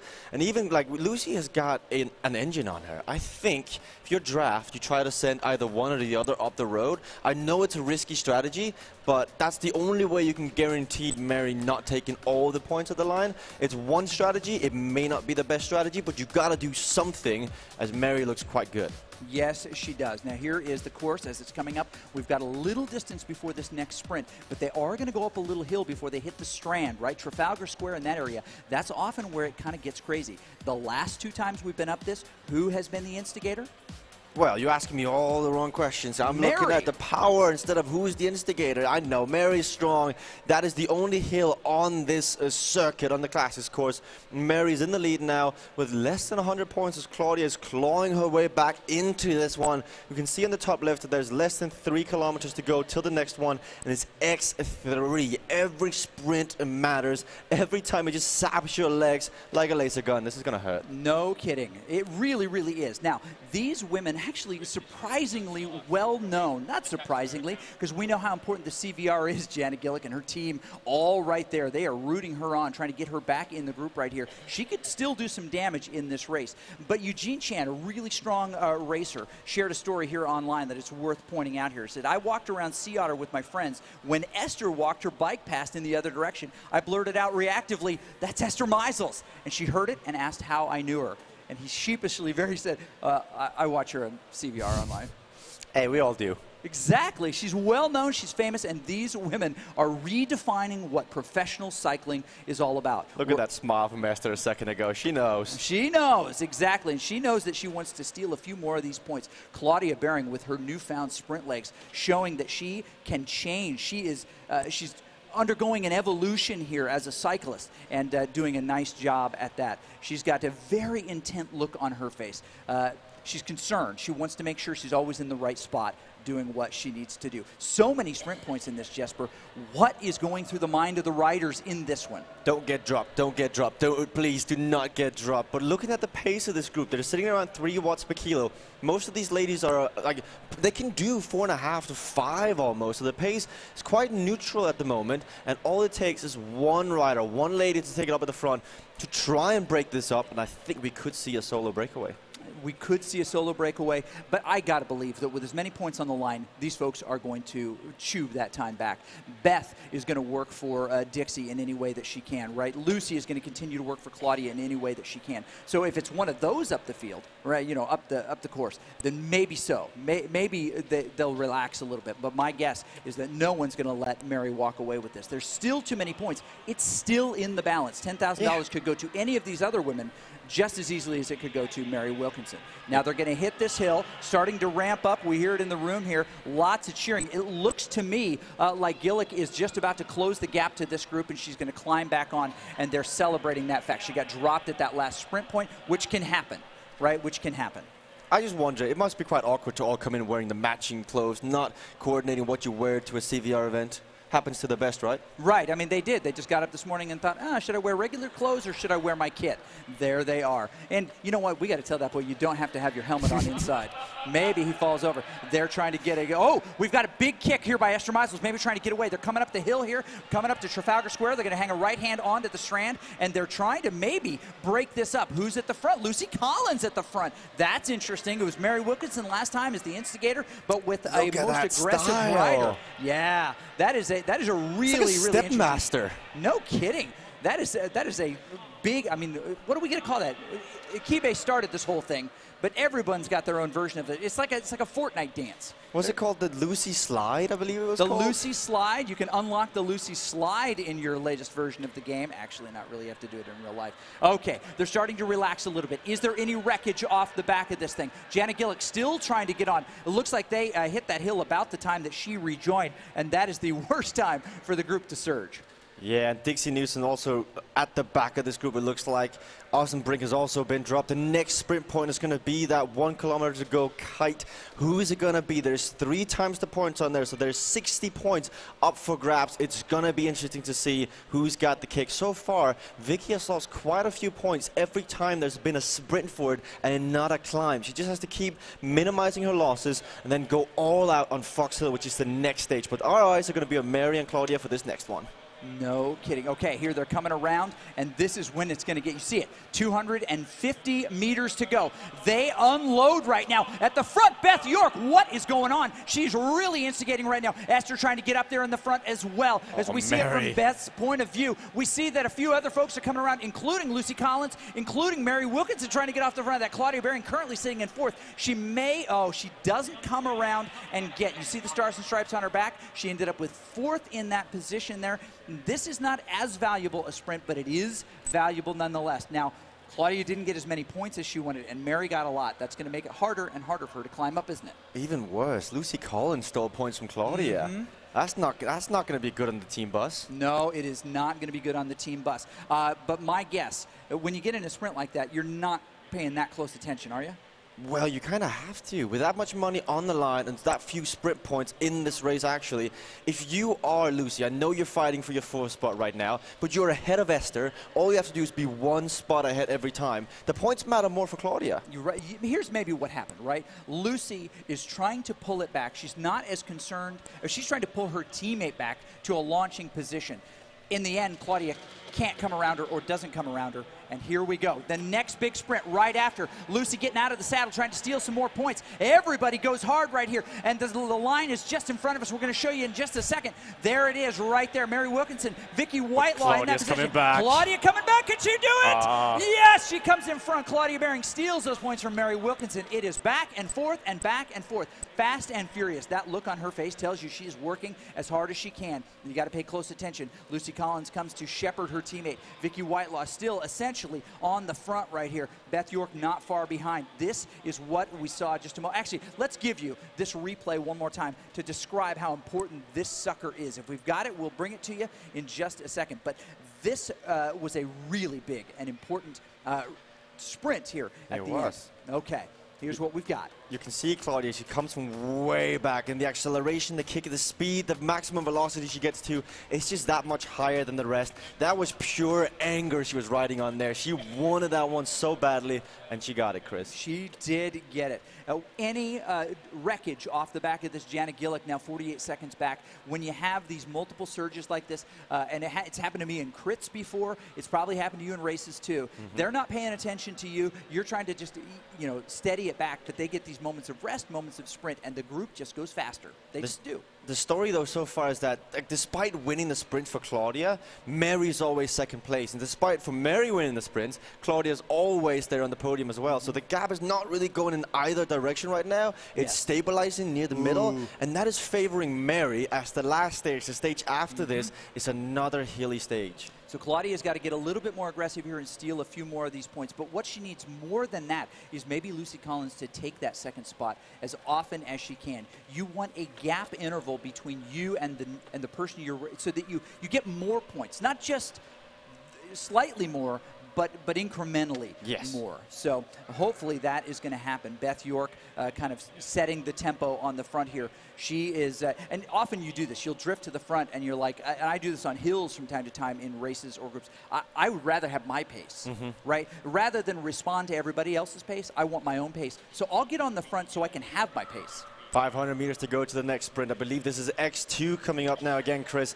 Every point is going to matter now. Every single sprint line, you're going to have to give it everything and just hope your competitor slips up and kind of forgets. And you see trolling just a little bit behind there. You've got Whitelaw, you've got Bering now sliding to the front, but this is a nice wide group. That means that no one is trying to really get away. Now just around the corner here, you've got it. Claudia Bering, very sneaky, slides to the back here, trying to get as much aerodynamic advantage as possible. We see the orange jersey in game. That is Mary Wilkinson trying to get it, but here comes Claudia Bering. She booms past her. She's on the wheel right where she needs to be. Comes around Mary Wilkinson. Can she hold it to the line? You'll see the pavement change over to the tarmac, to the asphalt. There it is. That's the line right there. Jinx. No kidding. You got to buy me something. I don't know. That was good, though. Seeing Claudia at 13 watts per kilo, impressive. Okay, we've got about 2,000 meters to the next one. We want to show you what the next one looks like. This is the next one. Actually, we'll show you one near the end. Actually, the next one that we're going to see, I believe, if I'm not mistaken, is not the top of the hill, but actually the kite again. It is. It's a 1 kilometer to go kite. You go left. They've already done this before. This is going to be the next one. The 1 kilometer to go. The La Flamme Rouge, as it's called in cycling. 2 times the points available. But again, like we saw the sprint before, Claudia wins, but Mary's right behind her. So Mary very smartly says, I may not be able to take your sister on this on the sprint, but I'm going to get every point that I can, and I'm going to push it home in the final stage. Yeah, all she needs to do is just mitigate the losses in this stage. And again, it comes down to the very end here. There's so many sprints available. The next time they come underneath the Classique banner is X7. So that's 140 points. I believe that's roughly a 20 or 30 point gap between first and second. And that could make a lot of a difference. But as you mentioned before, it's going to require Lucy to somehow get in there amongst the things. But in real life racing, you can physically block somebody. In Swifting in the CVR World Cup, that's kind of difficult. No kidding. And you know what? If we could get skins in this game, we would unlock the Duracell skin for Claudia, because she keeps going and going and going. And that is exactly how it happens. You can see, taking a little bit more of a... Was that a Red Bull for Claudia? Maybe so. That's pretty awesome. They're kicking it into high gear as well. Wow. That right there in the front, you see the whole line of women here, and that is Lucy Collins showing you big legs, big gear. She is a strong rider.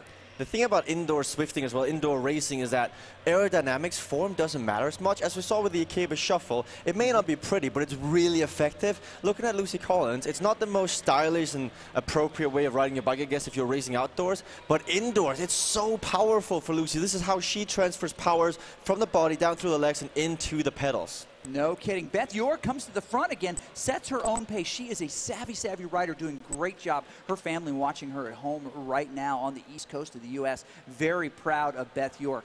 This is her fourth time racing in one of these events, doing an amazing job. Lucy Collins also near the front.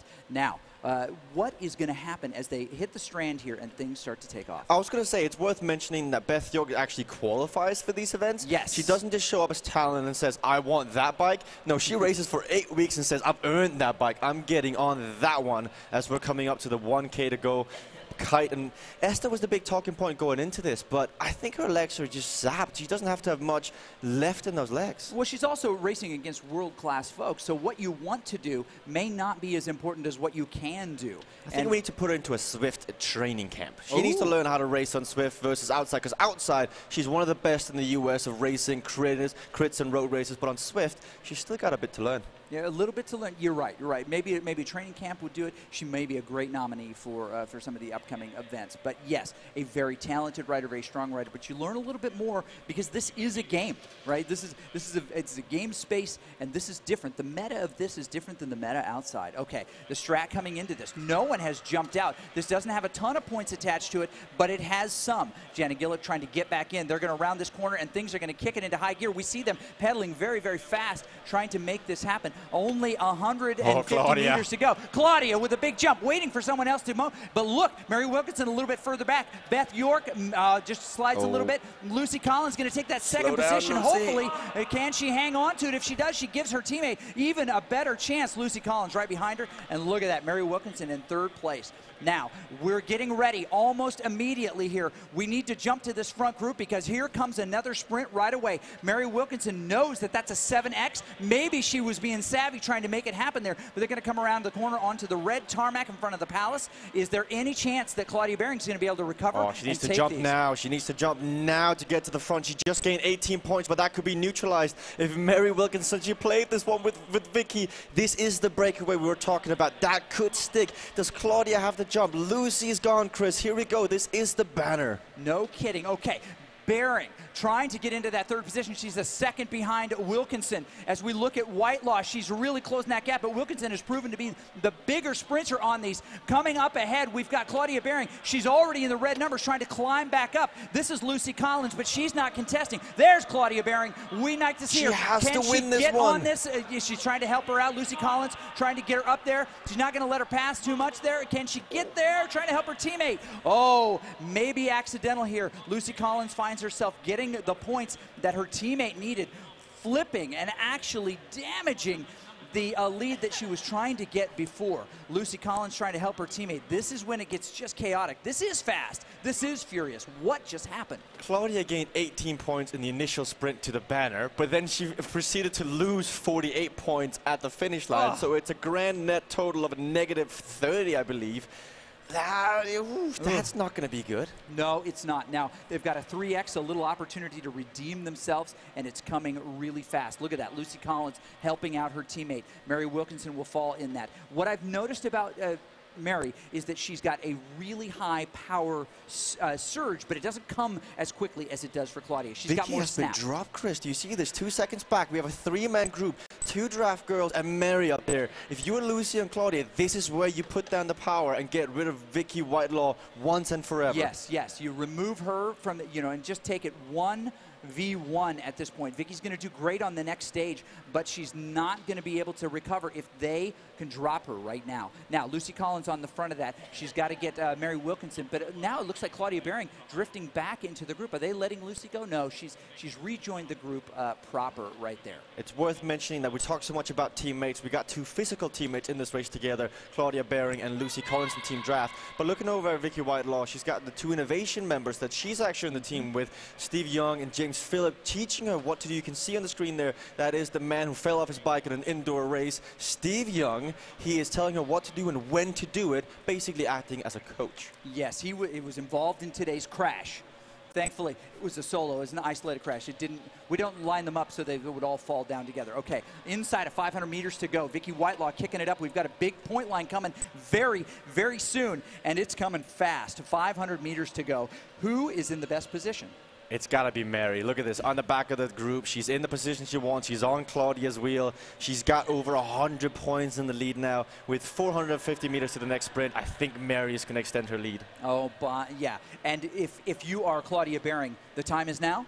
Time is always now. Right. She's got to take advantage of every single one. Now, how much snap is in her leg? She's at that 300-meter mark. Look at those eyes. No kidding. She's looking around, seeing when those are going to snap. Her teammate comes to the front. She gets out of the saddle, really starts to kick it back in. She's trying to get there. She goes. She jumps. She's trying to get as much as she can. What an unbelievable sprinting technique. Look at those biceps. She's kicking it in high gear. Can she pass Mary? She absolutely can. Not only that, she's dropping Mary. There we go. Mary takes those second place points, but it's still not going to be enough to bring her back to even.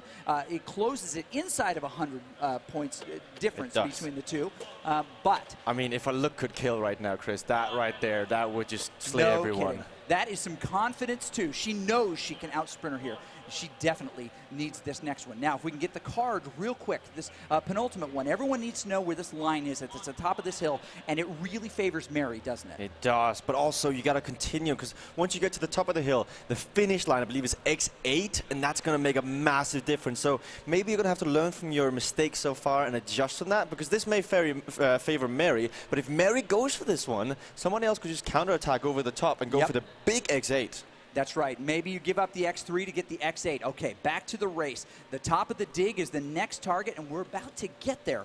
Now, Lucy Collins doing a nice job helping her teammate previously, although a couple of little missteps have maybe stolen a couple of points. We've got to be darn close to the top of this. Akibe watching Mary put in the power. This is the kind of race that he came to the U.S., or rather Canada, to experience, and now is watching it vicariously through Mary. The sprint point has got to be coming really quick. Yes, inside of 600 meters, just in a second. This is so exciting. If you are here, click that follow. We need to show you these women whenever they race. You definitely want to like this and subscribe, or rather share it out on Facebook as well. Thank you for joining the chat. Looks like Lucy Collins in that lead spot, but drifting past the front here. Vicky Whitelaw heard her name called, realizes that she needs to do a little bit more on this stage if she wants a chance to climb to that top spot. But Mary Wilkinson going early. What's going on? She's going for this one early, but she's not really going. She's sitting at 180 watts. She knows she's got much more in that tank. She's going to accelerate. She's going to use that gradient change to get the resistance up, to get the watts up, and that's what she's doing. Kicking it up to 11 watts per kilo. Lucy Collins is second. Chris, what's happening now? Oh my goodness, she's trying to come around her, but Claudia Behring has got to do a little bit more. It looks like she's going to get to the top of that. The gap is starting to grow a little bit. Claudia Behring starting to close it pretty quick. You can see those ticking down. Is there enough time to get to the top? Maybe so. She can really kick it into high gear right here. She's going to maybe give away that 3x top points and she does to her, but she's going to get all of those second place points. So it's not what she wants, but it's not as bad as it could have been. No. In fact, it's a lot of damage recovery right now. In the grand scheme of things, she's still putting time into Vicky and points into Vicky, so she is solidifying her second place overall by continuously doing this well. Also worth giving a quick shout out to Jennifer Reel, who before that sprint had actually made it into that front group, and looking at where she is in the standings, that's really impressive from Jen. She's 10 seconds back, and she's starting to suffer now. Okay, Internet, place your predictions. Who is it going to be? Who's going to win this sprint right here in stage 4? You pick the rider that you want, you throw it in there, and we will prove how right or wrong you really are. Okay, another 3X coming up here real soon. This is one that, you know what, honestly, anybody could have. We've got Collins, who's sitting on the front of this Whitelaw just behind her.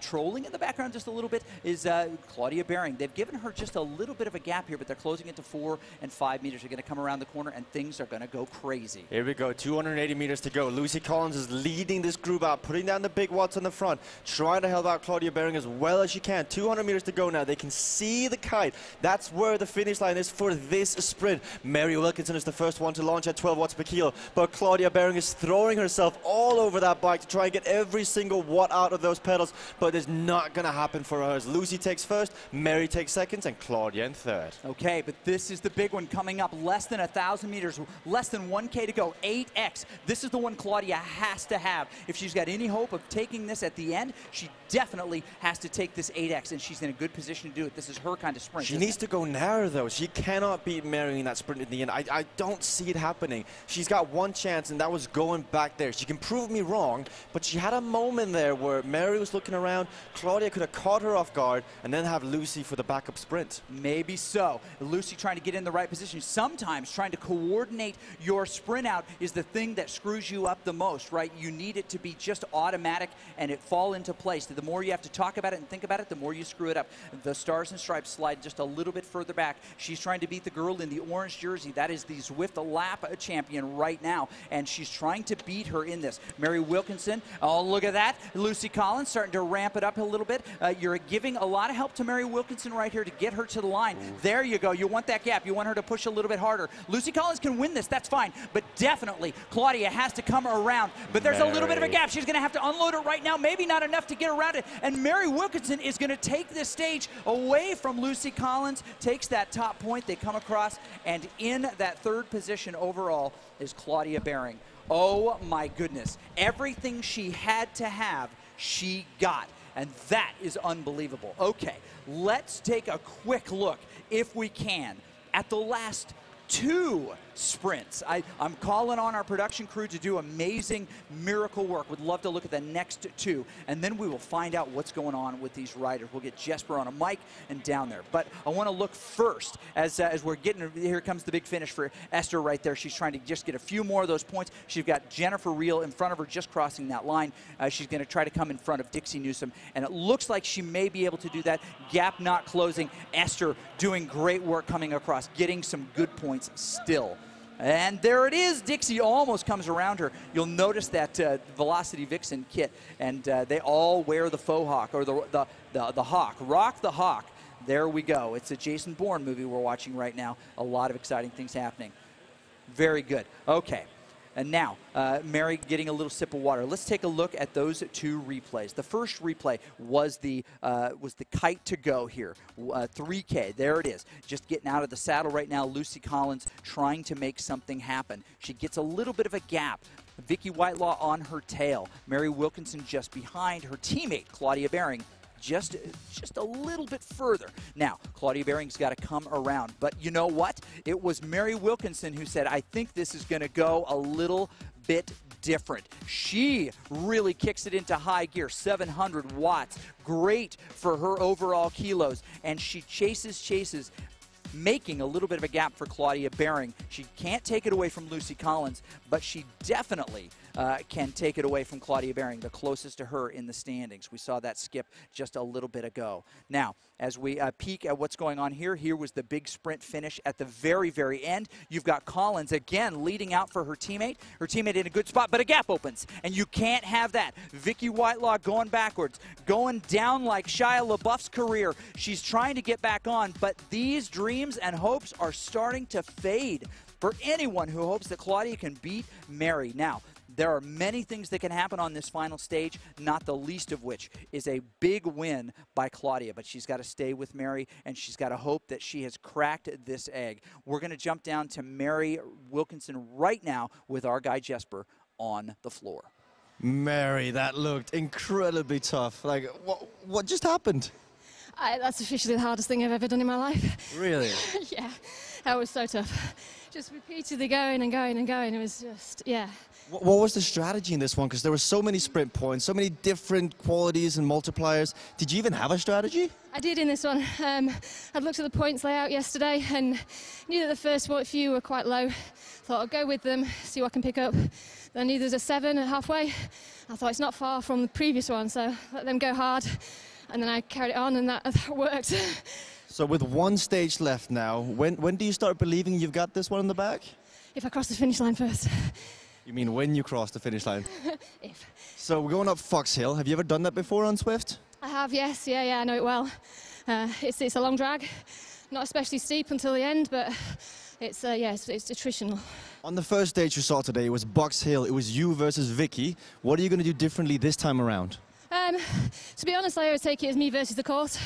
I see who's around me and what they're doing, but I just work on what I can do against what's put in front of me.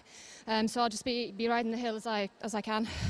200-point gap, if not more. Best of luck, Mary. Back to you, Chris. Excellent. And this has been really exciting. I'd like to, if we can, take a look at that final sprint one more time. We see maybe a sign of things to come. Now, great teamwork by Team Draft, but not quite enough to overcome Wilkinson at the end. But a lot of folks online talking about when she jumped and when this was happening. And here is the way that it looked. You see Lucy Collins going hard right there at the beginning, making every effort.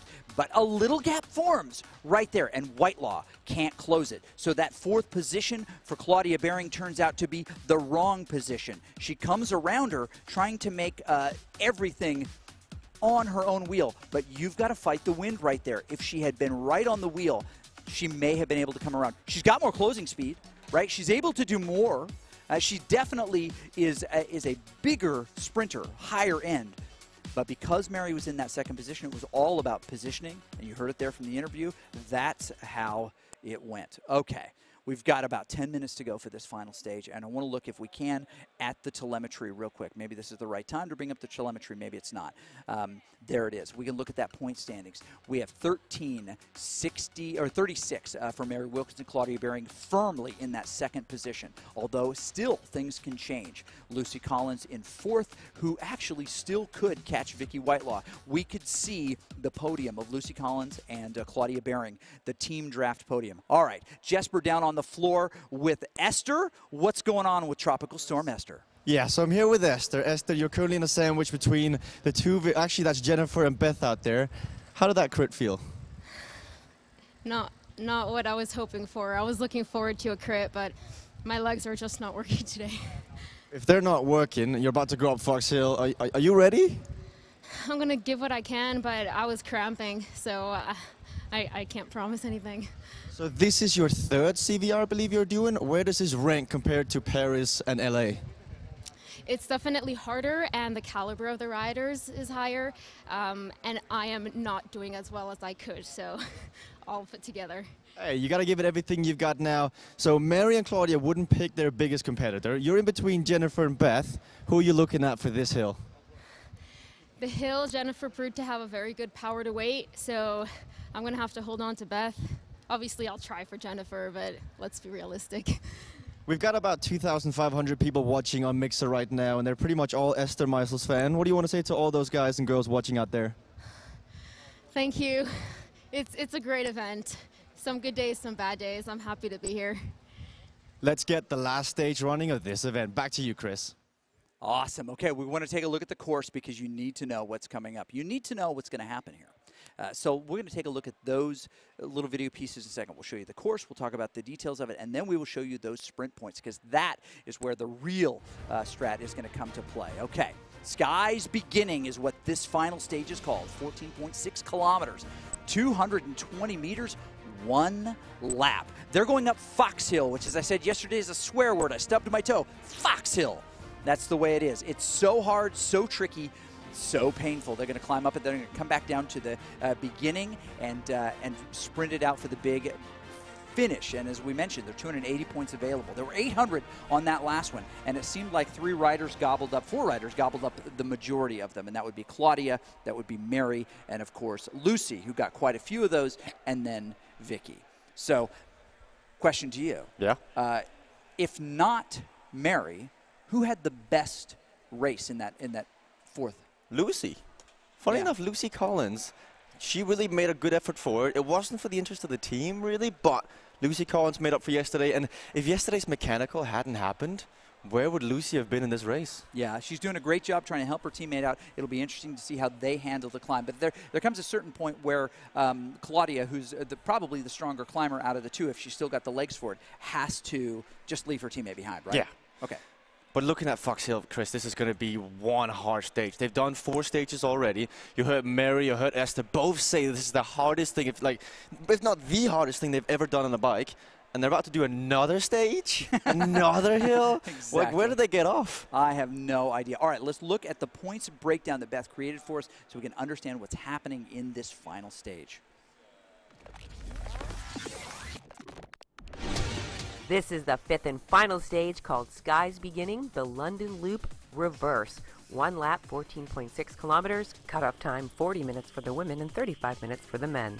There are 5 point lines. Let's take a look. Point line 1 is right before the subway goes down in the reverse direction for 2 times points. Point line 2, top of Fox Hill reverse, which is also known as Fox Hill, for 8 times points.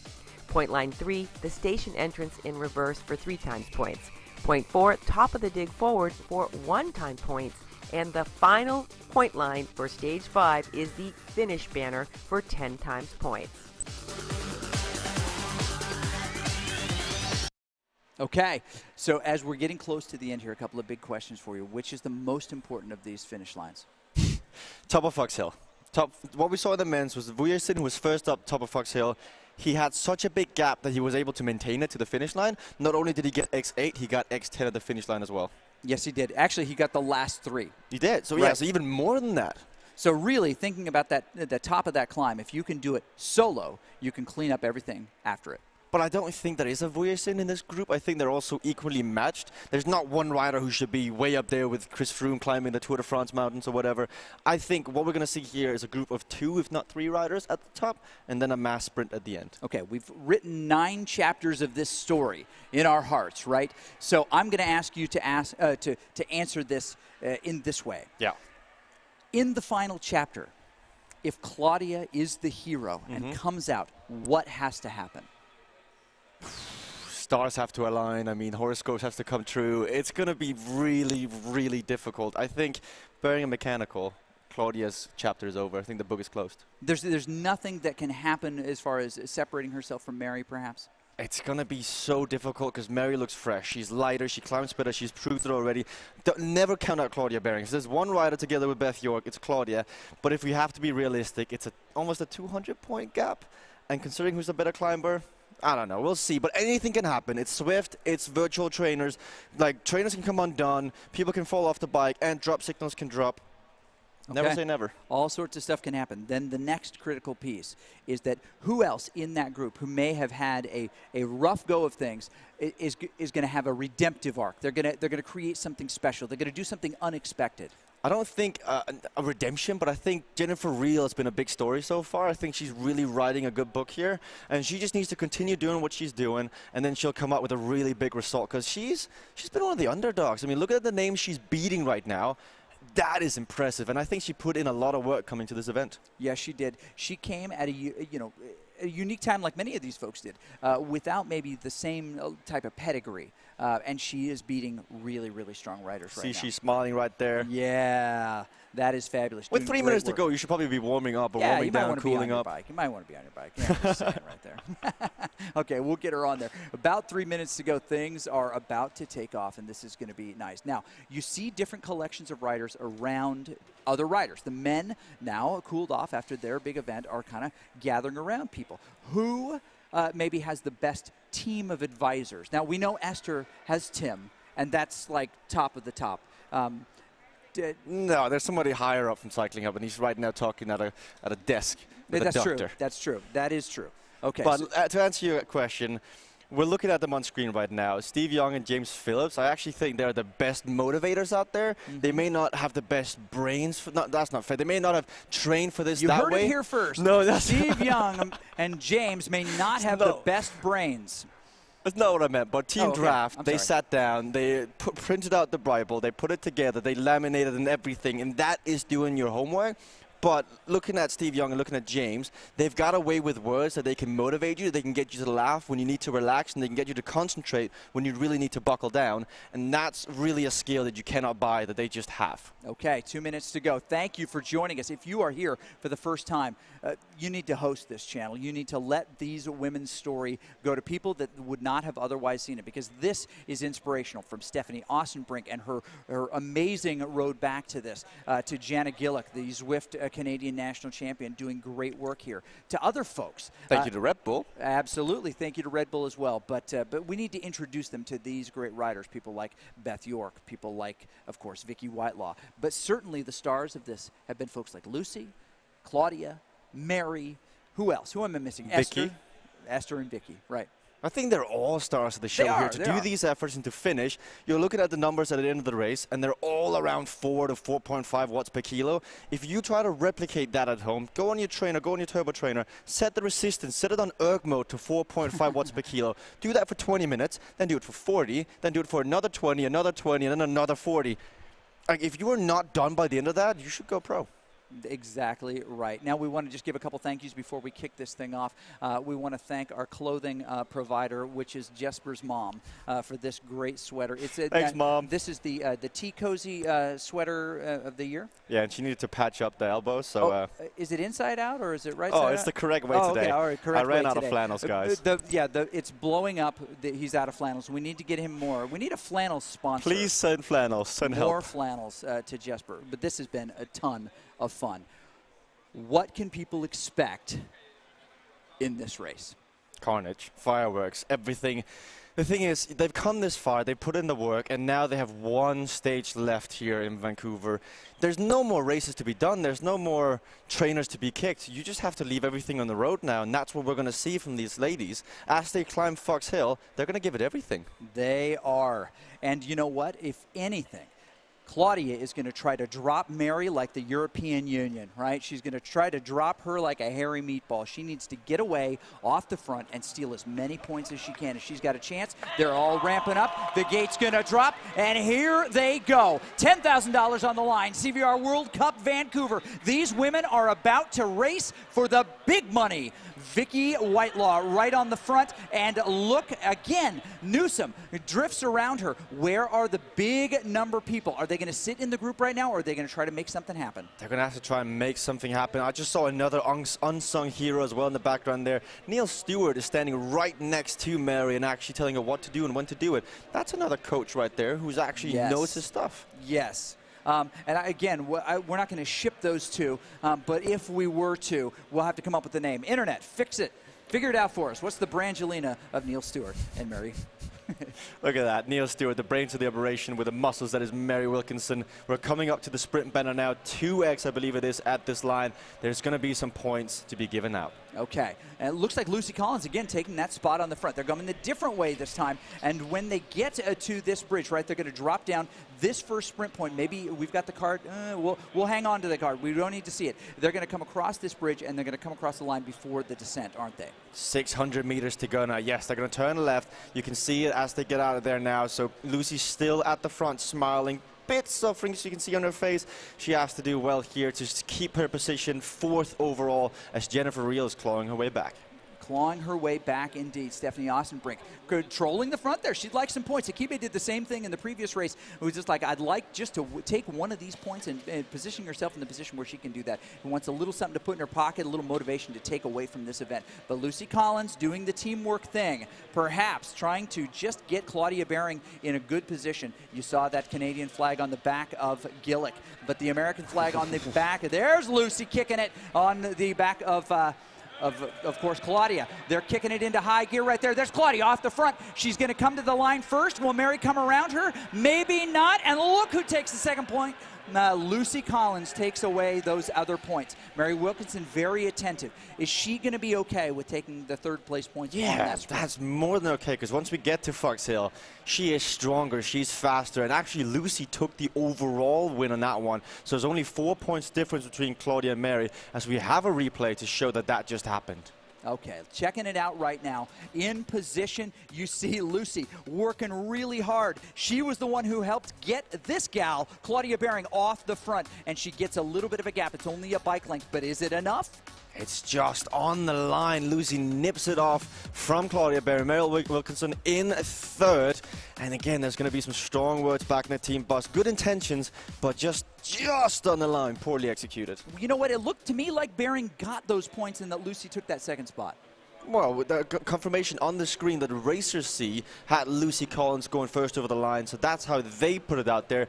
And I think the telemetry will confirm it as well. As you can see, in 4th, Lucy Collins with 40 points, which is first over that line. Okay, still more points. Wilkinson ends up with. That's really interesting there. I saw it a little bit different way, but maybe it's where the line is. Thank God for the telemetry. No kidding. Thank God. It does the math for us. Okay, all of these women still together. No one snapped off the back, but very soon it's going to go down like a dad in a hammock. And already Mary Wilkinson deciding she needs to end this quickly and wants to. Vicky Whitelaw, who is a very strong climber, is going to do this. At what point are we going to see a separation, and who's going to be in the group? Now, it's already happening now as they're climbing up Fox Hill. You can see Lucy, Jennifer, Claudia, Beth, Gillick, Esther. They've all been dropped by the dangerous duo that is Mary Wilkinson and Vicky Whitelaw. Oh, my goodness, and the gap is starting to form. Looks like Lucy's going to be able to pull back there. It'll see what will happen with Claudia on the back of that. She's worked harder today in this race than she's ever worked before, and she is getting great, great results. At this point, no way that we believe, unless barring a mechanical, Vicky can jump over Claudia in the standings. Mary Wilkinson still has to finish strong here. There's an ice pack right there for Lucy Collins. Oh, yeah. Do you ever do the ice sock or ice stocking? See, I live in a country that's very cold, and I'm from a country that's very cold, so I've never had to do that. But here at CVR, that is a hack or a botch that we saw Scott Cunningham with an ice vest. Jens Templer was one of the first to actually coin this strategy of wearing an ice vest during the race. It's quite smart as you heat up quite differently from racing outside to indoors. Okay, trying to get the zip. She's trying to get her comfortable jersey so she can climb. And here's what it is. Honestly, it's like Lamaze on the bike on a climb, right? There's nothing that you can really do to make it better. You're just trying to distract your mind. So is it your zip at a certain point? Is your hands in a certain position? You can never really get comfortable. No. It's Lamaze. You just have to just distract your mind. There's some confetti. Maybe that'll distract her mind. But she's trying to stay cool as she climbs. You can see the virtual cockpit powered by Cyclogent there. She's got the Ceres, of course, Cyclops and Power Tap moving that energy that she's creating in the bike directly into the game so that people can see how fast she can go. Mary Wilkinson on the front. What's going on with her? 11%. It's a really good point you brought out there that the riders have certain positions they like to race in or climb in or sprint in. If you look at Mary Wilkinson, she's always on the hoods, standing up, dancing around. If you see Lucy, she's got the hands down, holding tight onto the handlebars, fighting it. She actually got a looser grip than it looked like. If you look at Esther Meisel, she's got really wide elbows out there, jiggling from left to right. It's just what's comfortable for you, and it's just different from person to person. Next time you're on the bike and you're doing an effort, try to have a look at what you're actually doing, because you do the same thing again and again and again without even realizing it. You do, and it becomes automatic. And there it is. Look at her. She's out of the saddle. This is her her climbing pace. Oh, boy. She's definitely got that concentration on her face. Vicky Whitelaw just on her wheel. Claudia Behring now just a few seconds behind. Oh, no. She's connected again. 4 meters back. There she is. She just can't let them get away at this point. That green jersey on her back means what? That she is the fastest sprinter of this bunch, and we've seen that before, and it's quite impressive by Claudia to be this far up already and to be in the group. There's only 1.5 kilometers roughly to the top of Fox Hill, so it's only about 4 minutes more, 3 minutes more she has to sit with Mary and Vicky, and if that's the case, she could beat them in the sprint and take the X10, if not the X8 at the top of Fox Hill, Chris. You know, and this is where she's got to put the two together. If Claudia can stay in contact here, if she can create something special here, maybe Mary's going to wear herself out, but she proves to have an unbelievable engine. She's never disappointed. She's never really been in a spot of panic. She's been a little bit further back in the points, finishing, but she's never trailed in this entire event. She has been in her ace. She knows what she's doing. It's very impressive. As you see, Lucy Collins has been spat out the back, 16 seconds off. Jennifer Rio, who's also behind her in the overall standings. So she's doing quite well up there. But Jana Gillick throwing it around now. She is second to last currently in the standings. But in this stage, she's actually performing quite well, as you can see, the Canadian, with her support around her. Maybe she saved some energy in the other stages and decided to use it in this one, Chris. No kidding. She's doing it. She's trying to drop some other folks around her. Who's directly behind her? Well, she's trying to drop Esther. Trying to drop her. Well, gosh, what do we have left here? Like a leaky diaper. She's trying to drop her like a leaky diaper. Oh, this gal, right? Great headband, great glasses. Trying to make everything happen for her teammate now. Stay connected to this group. That would be a win in and of itself to stay with these world-class riders. Definitely. You gotta, a swift race is a battle of small, it's a war of small battles, because you gotta have, this is your target, then you get to that target and you move it and you change your goals like you change your towels. You gotta get to one point then the other. Don't look at the big picture, look at the small pictures as the power once again goes up through the roof. Lucy Collins, great headband. There's Jana Gillick, no headband, but she's got a team and headphones in, doing her work, fighting it out. They're cheering for her big time.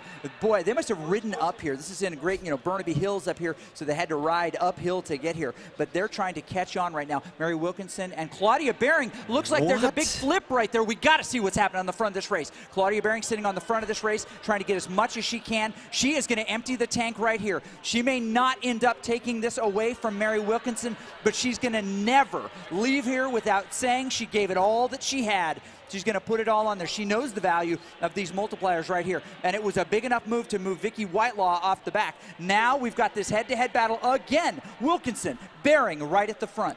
It's such a shame that she's so far behind, because Claudia is pulling out the performance of the century almost. Being able to climb with Mary Wilkinson this far into the race, dropping Vicky Whitelaw, an ex-professional.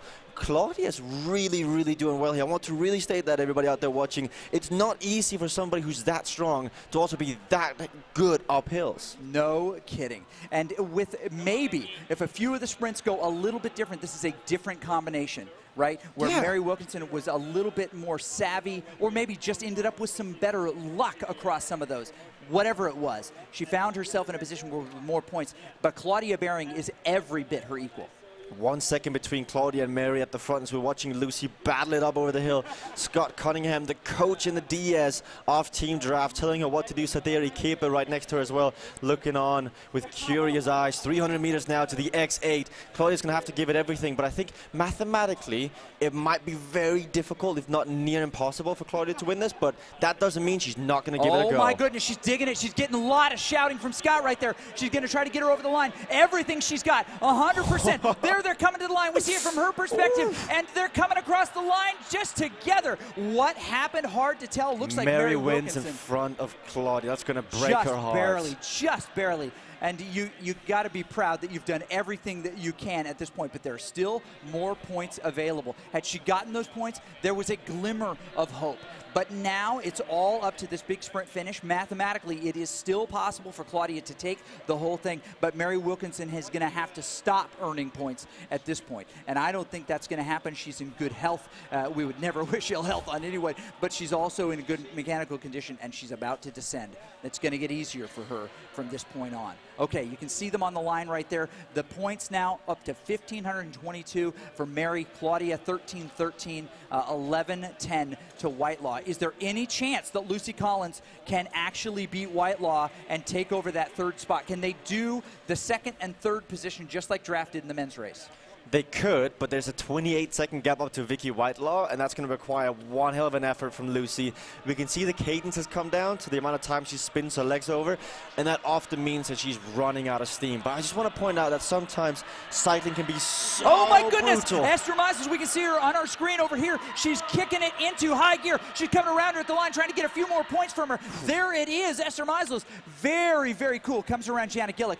This is the big battle in the room. We've got those just gathered around Janik and doing a nice job over there cheering her on. But in the end, it was Esther who fought up that hill and managed to come around Janet at the very end. That's a good spirit there. That's everything great about the CVR World Cup, having the fans in the studio watching on with keen eyes and just seeing how awesome this effort is. But I was pointing out that Claudia, she did everything right on that hill, yet she still came away with a second place and lost point to Mary. She did a performance no one could have imagined of, and she still didn't get what she wanted. Esther Poggers, great job. That's exactly what happened there. If you're here for the first time, follow. If you are a Mixer regular host, make sure you get that. If you're on Facebook, continue to comment, continue to like and share. We appreciate it. These women deserve as much attention for their work as we can give them. This is esports, physical esports in a video game, but the hardest video game ever. Now, as they descend this, Claudia Baring right where she needs to be. Just for posterity, she's got to take that last sprint, doesn't she? She's got to win the stage, but I'm looking at the left side to see any moves that could be made. Jennifer looks like she is quite well up there and is going to get further away from Esther, who's 2 points back. Jana Gilling is doing quite well, and she could move up above Dixie, I believe, if she really pulls this one off. So we're looking at a jump on that side. And going from 8th place to 6th or 5th place, that's quite a good jump. That's worth it. It is. And you know what? It's not about what you did. It's about what you do next, right? We cannot rest on our laurels. And many of these riders have, even though they've gotten dealt cards that they did not want, on the wrong side of a split, on the deep end of a sprint, they've continued to push hard. Now, with a 3X coming up here, you've got the orange jersey and the green jersey racing together. The two riders who have been through this all day, this is what Claudia Baring wants right now. But Mary Wilkinson's not going to give her anything. They're 200 meters to go. How is this going to finish? 150, here we go. Mary Wilkinson versus Claudia. It's 60 points on the line here. They've got nothing left, Chris. At this point before, they would have gone way into the orange. Claudia sitting on, just trying to match Mary. Looks like she might be giving this one to Mary and realizing that she's now looking at the bigger picture, which is that stage victory. The 10x, being able to raise your hands despite coming second, but you have a stage win to your name. No kidding. And this would be the stage to maybe have the most pride in, right? Yeah. Because this is the climbing stage. You're racing the UK hill climb champion, right? And if you can beat her on a hill climb stage, that is something to take home, including a massive check. But the $10,000 at this point will likely go to Mary Wilkinson. Can you believe it? $10,000 for a women's virtual race. It's impressive. When we saw the ride-ons were raining in on Claudia Baring, she's really become the people's champion for this event. We just saw Matthew Druchon, friend of CVR World Cup, ex-professional, give a ride-on to Claudia. She gave a ride-on back. Now with 1.8 kilometers to go in this entire CVR World Cup Vancouver, Claudia versus Mary for one last time. If everyone out there could just share the love, get your hands together, spread the positivity, and get ready, because this is it. No kidding. 2,500 people watching on Mixer right now. It's been an outstanding weekend. Even more on Facebook. This is the group. Now, they're coming up and out of the tunnel right now. This is a tough little section. They've got to get their feet up. But look, Esther Meisel's trying to make a little bit of a move here, steal a few more points. She's trying to climb up the standings as well as she comes across that line. That was the points line. And maybe did she move up just a little bit? She's still chasing Jennifer, but a counterattack by Beth here. Back and forth. Beth York, the plucky competitor, not willing to yield anything, willing to race it out, try to make some other folks proud as well. Beth, with a great day. Those glasses are for real. Last time I took a little bit of grief, there comes Lucy Collins, because maybe some of her eye makeup began to ran a little bit, and I believe, and I want to issue an apology to the entire state of, well, let's just say the entire Northeast, for describing Beth's makeup as it looked like she got broken up with at the prom. So. She's fighting for it. You know, when the glasses are off, that's when she means business. That's when it's really starting to hurt. She's got to have a clear sight of that screen. 1 kilometer to go to the dig forward here, 1x. It's going to be interesting to see what happens now between Claudia and Mary. As Mary, without a doubt, will go for another one. She wants every single point she can get.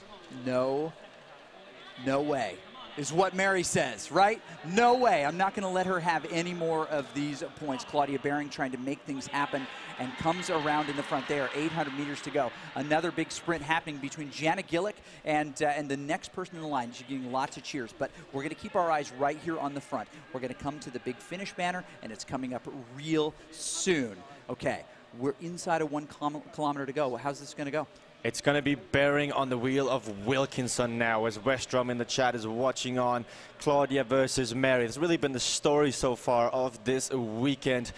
The impossible feat. This is going to be a good one now as we're coming up to that Trafalgar Square climb. It should favor Mary. You can see Mary's eyes. They're looking to the right of the screen. So all she's doing, it's watching Claudia Baring and that number that moves underneath her name. That's the watts per kilo. As soon as that jumps up, Mary knows I have to jump up as well. But Claudia looking around, listening to Scott Cunningham, she doesn't look like she's going anytime soon, Chris. No, maybe the positions in the overall standings are confirmed at this point, but there is the opportunity for Claudia Baring from the U.S. to take this stage, take it away from a climbing champion. Mary does not give anything away.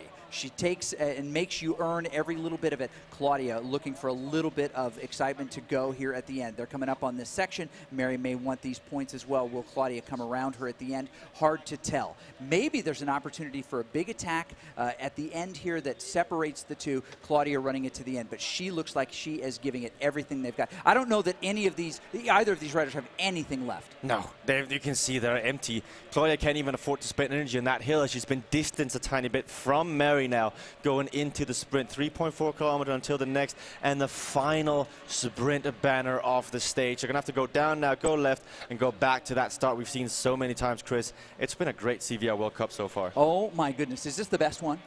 Obviously, until the next one. Until the next one. But this with the new meta, the new point standings right here, and the new way of winning. See, Claudia Baring could win this race, but come in second overall because of all of the points Mary has picked up. A sprint here, a sprint there, a second position rather than a third, right? Taking the top of those climbs just piece by piece, very workman style, getting a little bit each time to make it happen. Lucy Collins unable to connect with Vicky Whitelaw, still 20 seconds ahead. Maybe there was a chance earlier that she could have jumped her in the standings, but it looks like Vicky has fought as hard as she can for a podium finish, and she's going to get it. Mary Wilkinson, Claudia Baring up ahead, still to decide, almost about 30 seconds ahead of Vicky. Now, as they come to this, they've got 2.5 kilometers to go. Another big sprint happening at the top of that hill. It's hard. You know, when you're this separated, there's just a little explosion of excitement all around the room. These little pockets of excitement just burst up.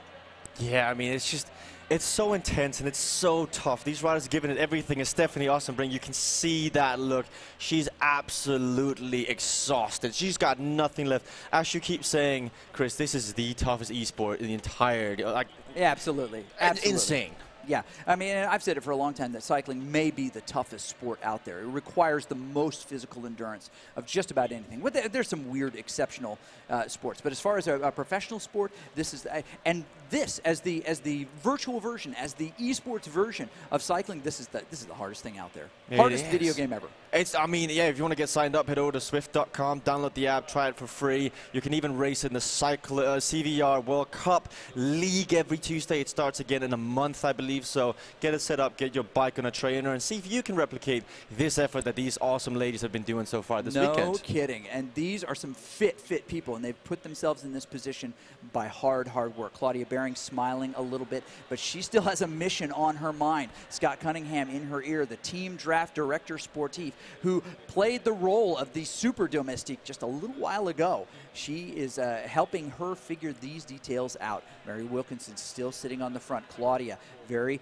thoughtfully sitting in her draft, letting her do all the work, maybe trying to deplete her tank a little more so that she can have just a hair of an advantage. She's ready. And as we come into the last kilometer, if I was Frank Garcia, I'd find a bunker somewhere to bunker down, because last time Claudia finished second, I'm sure everyone hurt for it, so he's going to see what's going to happen. As there's a drop chain. Drop chain, and we'll see if Mary decides she's going to maybe ease up just a little bit to allow her to get on. Mary Wilkinson, the ultimate competitor, she's not going hard. She's going pretty steady, but a little bit of a drop chain there at the end. Great job for the mechanical crew getting that back on. If that had been on the road, it would have been gonzo.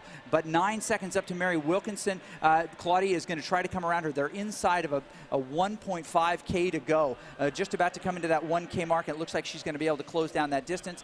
Mary, I can see down the line, she's soft pedaling a little bit more. I think she's going to allow her competitor to get back in there. Looks like about 3 watts per kilo. Or maybe she's just kind of just being steady. Not really. She's just in her own zone. Maybe not even aware that we're here. Someone on tap her on the shoulder when we're done and say, by the way, she's allowing it back. 3 watts per kilo is resting for Mary Wilkinson. That was it. She was, as you can see, she was calm and composed. Claudia obviously a bit annoyed at that, but that does happen. Mary waited up. Good sportsmanship. Yep. And I don't know what it was. It was a cross chain. Something happened where you fiddle with those and you lose the chain briefly. They've got chain catchers on bikes. It doesn't appear that she has one on hers, which can sometimes guide that back on. Okay, Wilkinson with Baring back in, starting to kick it up. They're going to come back together. Inside of 1 kilometer to go here. 10x for these points. What is going to happen here? 200 points on the line. Last 700 meters of this World Cup. The men's have done it. Now the ladies are about to finish.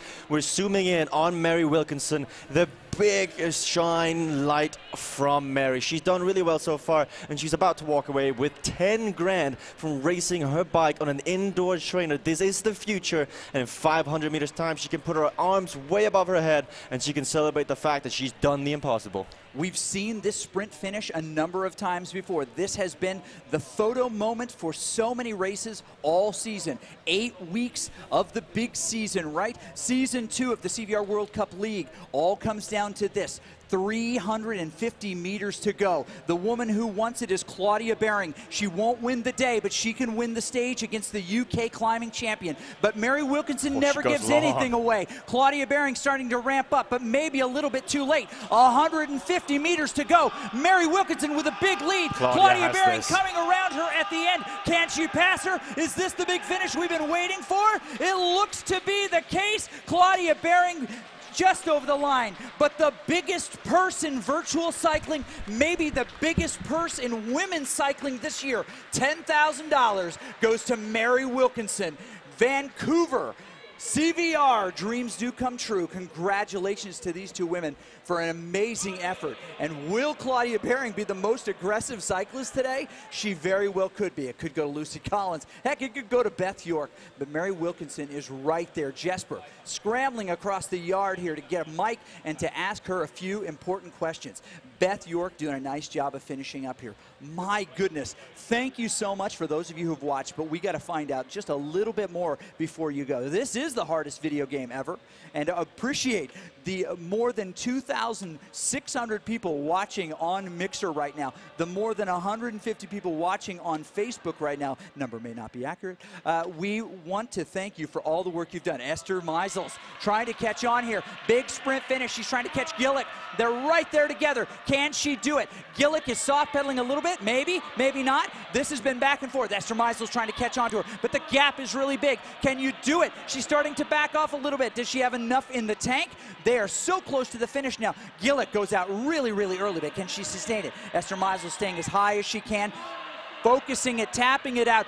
Gillick with 2 seconds lead on her, but Esther is closing. She can do a big sprint right here, but Gillick wants a little bit of a win today. She's got her teammates on her shoulder, but Meisels still closing it down. Can she get there to the banner just up ahead? Maybe not, maybe still. Gillick is going to come underneath. Esther just gives up the ghost a hair, relaxes across the bars. There's no relaxing here.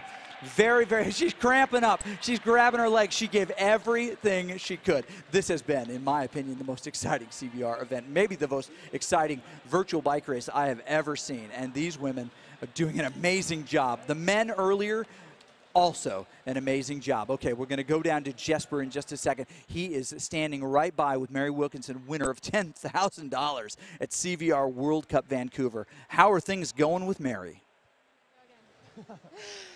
Well, the trigger's now the second stage. Mary, congratulations, you've done it.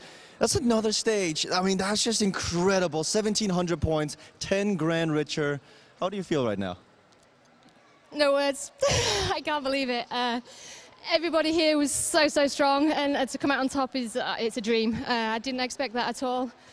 I knew I was in good shape, but until you actually get here, you've got no idea. Yeah, it was incredible. In that final stage, we saw a bit of a moment with Claudia dropping her chain. What happened there? She's actually just on the station in front of me. I could see she dropped a chain. You know, this is it is a race, but she had a mechanical. It's only fair that I sat up and waited for her to come back, and then we could fight it out in a true race finish. I think the question everyone at home wants to know now: what are you going to spend your 10 grand on? First off, I think I'm going to buy a Cyclops trainer because it's awesome. The second thing I want to do is back home there's Rachel Elliott, who I think a lot of Zwift people will know. And she's suffered a stroke while Zwifting. And I'll be making a donation to her charity for that. That's great. Thank you so much on behalf of everyone in the Zwift community, Mary. That's really nice of you here. I hope to see you back for the next one. Enjoy that Red Bull. Chris, back to you. Excellent. And this, we're going to put a bow on this amazing event here. You'll be able to, if you follow that CVR World Cup, the World Cup Facebook page, you're going to be able to see some of these award ceremonies. And there are some special treats there. You definitely don't want to miss out on those. Okay, great work for everybody today. There are a couple of things coming up that you're going to want to pay close attention to. Do you like these women? Do you like these men? Do you like this kind of crazy racing? It's compelling, isn't it? I can't believe you just sat here and watched all this. Actually, I can, because this is the most exciting esport that there is out there. Okay, we've got Jesper on board with Claudia to find out a little bit more about this big finish and the incredible fight that she put up today. Jesper. Why are you looking at me like that? I'm just waiting for your sassy comment. Claudia, she's waiting for my sassy comment. It's about to come now. Second CVR, second place for the second time. Hey, what's happening? Second time's the charm. I like being first place loser. We saw you drop your chain there for a second. You put it back on. You won the sprint. Was that just pure anger? I'm an angry racer all the time, so that is extra fuel for the fire. So yeah, I guess so. So for this race, you actually had a sprint on you. You knew how to race. What sort of training did you do back home? Back-to-back crits with the boys. Yeah, they don't show any mercy for the girls. You got to go hard all the time. And then there's a quarter, and they sprint every single time out of the quarter. So it was just like doing that back home. On Mixer, it was you and Esther that everyone was cheering for, along with Mary. What do you want to say to all the 2,500 people tuning in on Mixer?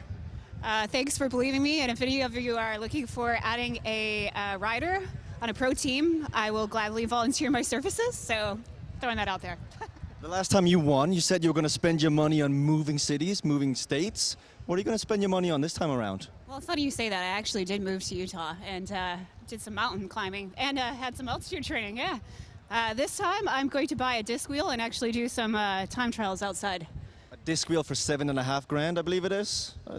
No, it's only, it's a lot less than that. Oh, yeah. Oh, sorry. I forgot again, Claudia. I'll take $7.5 grand then. Gonna have to win LA again. But anyway, congratulations, Claudia. Back to you, Chris.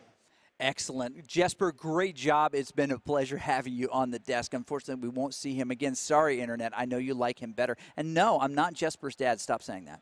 But we're thrilled to have you here in Vancouver for the CVR World Cup event. And we've just put a cap on it. The women's race is over. We give away $10,000 to the men's winner, Leona Vujasin. And just now, Mary Wilkinson won $10,000 herself in the highest purse, we believe, all year in the women's professional scene. Not just women's virtual, women's professional. We're making a big move, everyone in cycling, over to virtual cycling for many, many reasons. You can race year-round. You can race in any weather. You can race against any potential participants. It is fabulous. And we appreciate Zwift and everyone who helped to make this possible. There is an upcoming league, actually a team league that's going to be part of the CVR World Cup package. And if you're following here, you'll be able to follow many of these riders, whether they be Team Velocity Vixen, Team Innovation, Team Draft, like Claudia. There are lots of different folks that are going to be out there. Or, of course, I can't fail to mention it, Team Cycling Hub. Esther is on that team. One of those teams submitted a video recently to be consideration, and you tell us what you think. Should the Velocity Victions be added to the team league? Let's check out their video real quick right now.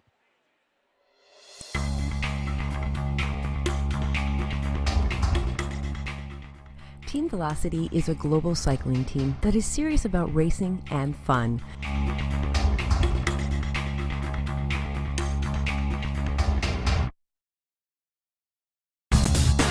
Though only founded in January of this year, the Vixen Pack has grown to 40 members in just 6 months, representing 10 countries, including the UK, the Netherlands, New Zealand, Austria, France, and the US.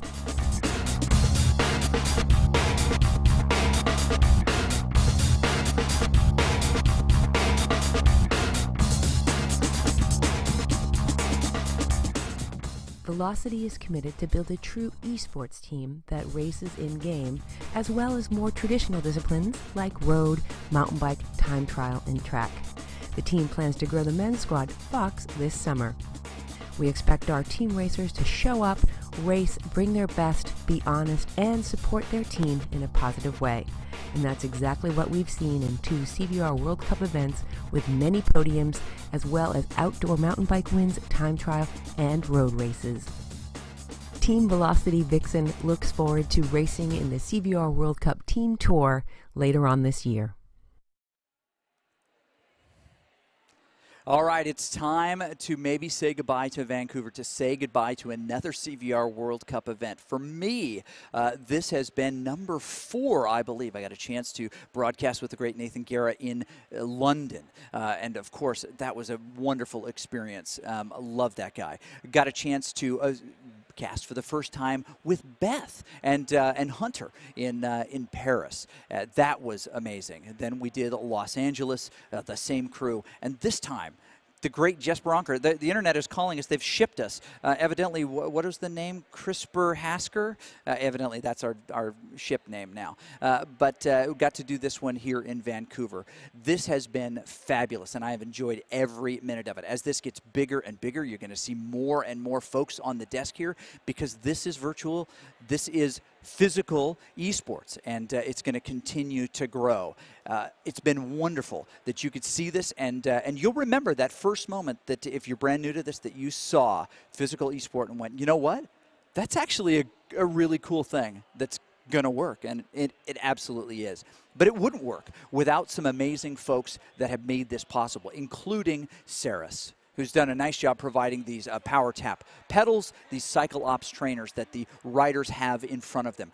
Garneau providing amazing swag, amazing socks and jerseys and hats and all sorts of really, really cool stuff. And of course, the Hunter Allen Peaks coaching group, which brings so many of these athletes to the level that they need to be. I would be remiss if I didn't thank our massive team that's putting this together. Neil, Kim, Vanessa, Renee, Rick and Tammy doing a nice job. Kayla, and of course, we could not have done this without Gwen. Gwen is amazing. But our production crew and our executive producer, Ron, our executive producer, Beth, director, Ron, technical director, Kathy. Our production coordinator would be Sean, Mike on sound, Scott and Dan on camera, and Rob editing. You'll notice that there is no makeup and masseuse. We're going to get that fixed for the next one. I just can't live like this. Where's my trailer?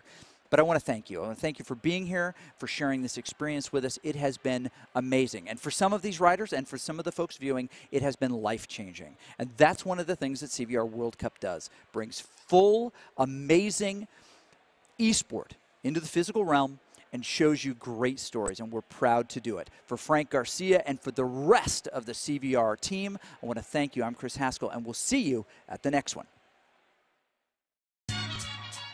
We're on a journey and we're going by bike. Bicycles set people free. It starts as kids when bikes set us free to explore the edges of our neighborhood. It continues into adulthood when weekend rides set our minds free from work and worry. It's the reason why still today bikes are at the heart of everything we do. Through our products, we propel bike lovers forward, be it in pursuit of personal enjoyment or peak performance. Through our business approach, we strengthen our community in Madison, Wisconsin, where we design and build the vast majority of our American-made products. Through our advocacy, we promote healthier, happier, bike-smart communities, both locally and nationally. We set out on this journey the day Sarah and Chris combined names to form Saris. So grab a bike and join us.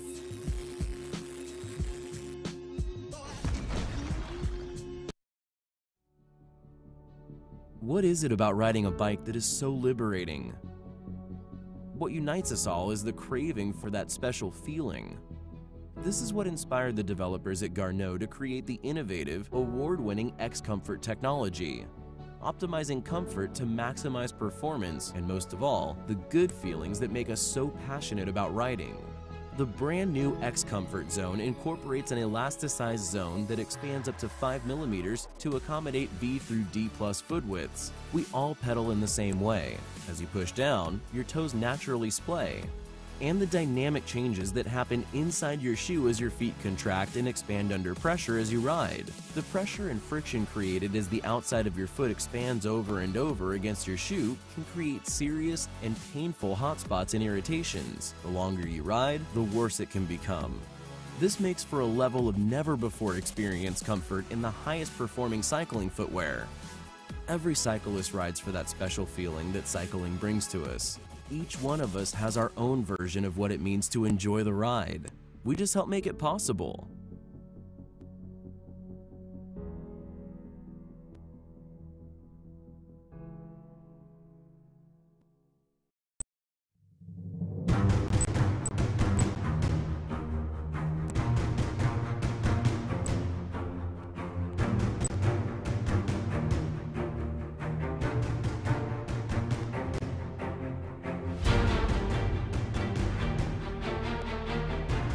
Off the front, more watts than anybody else.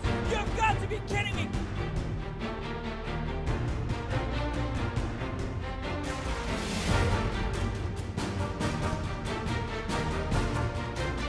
Unbelievable coming around. Adam Zimmerman, he's going to hold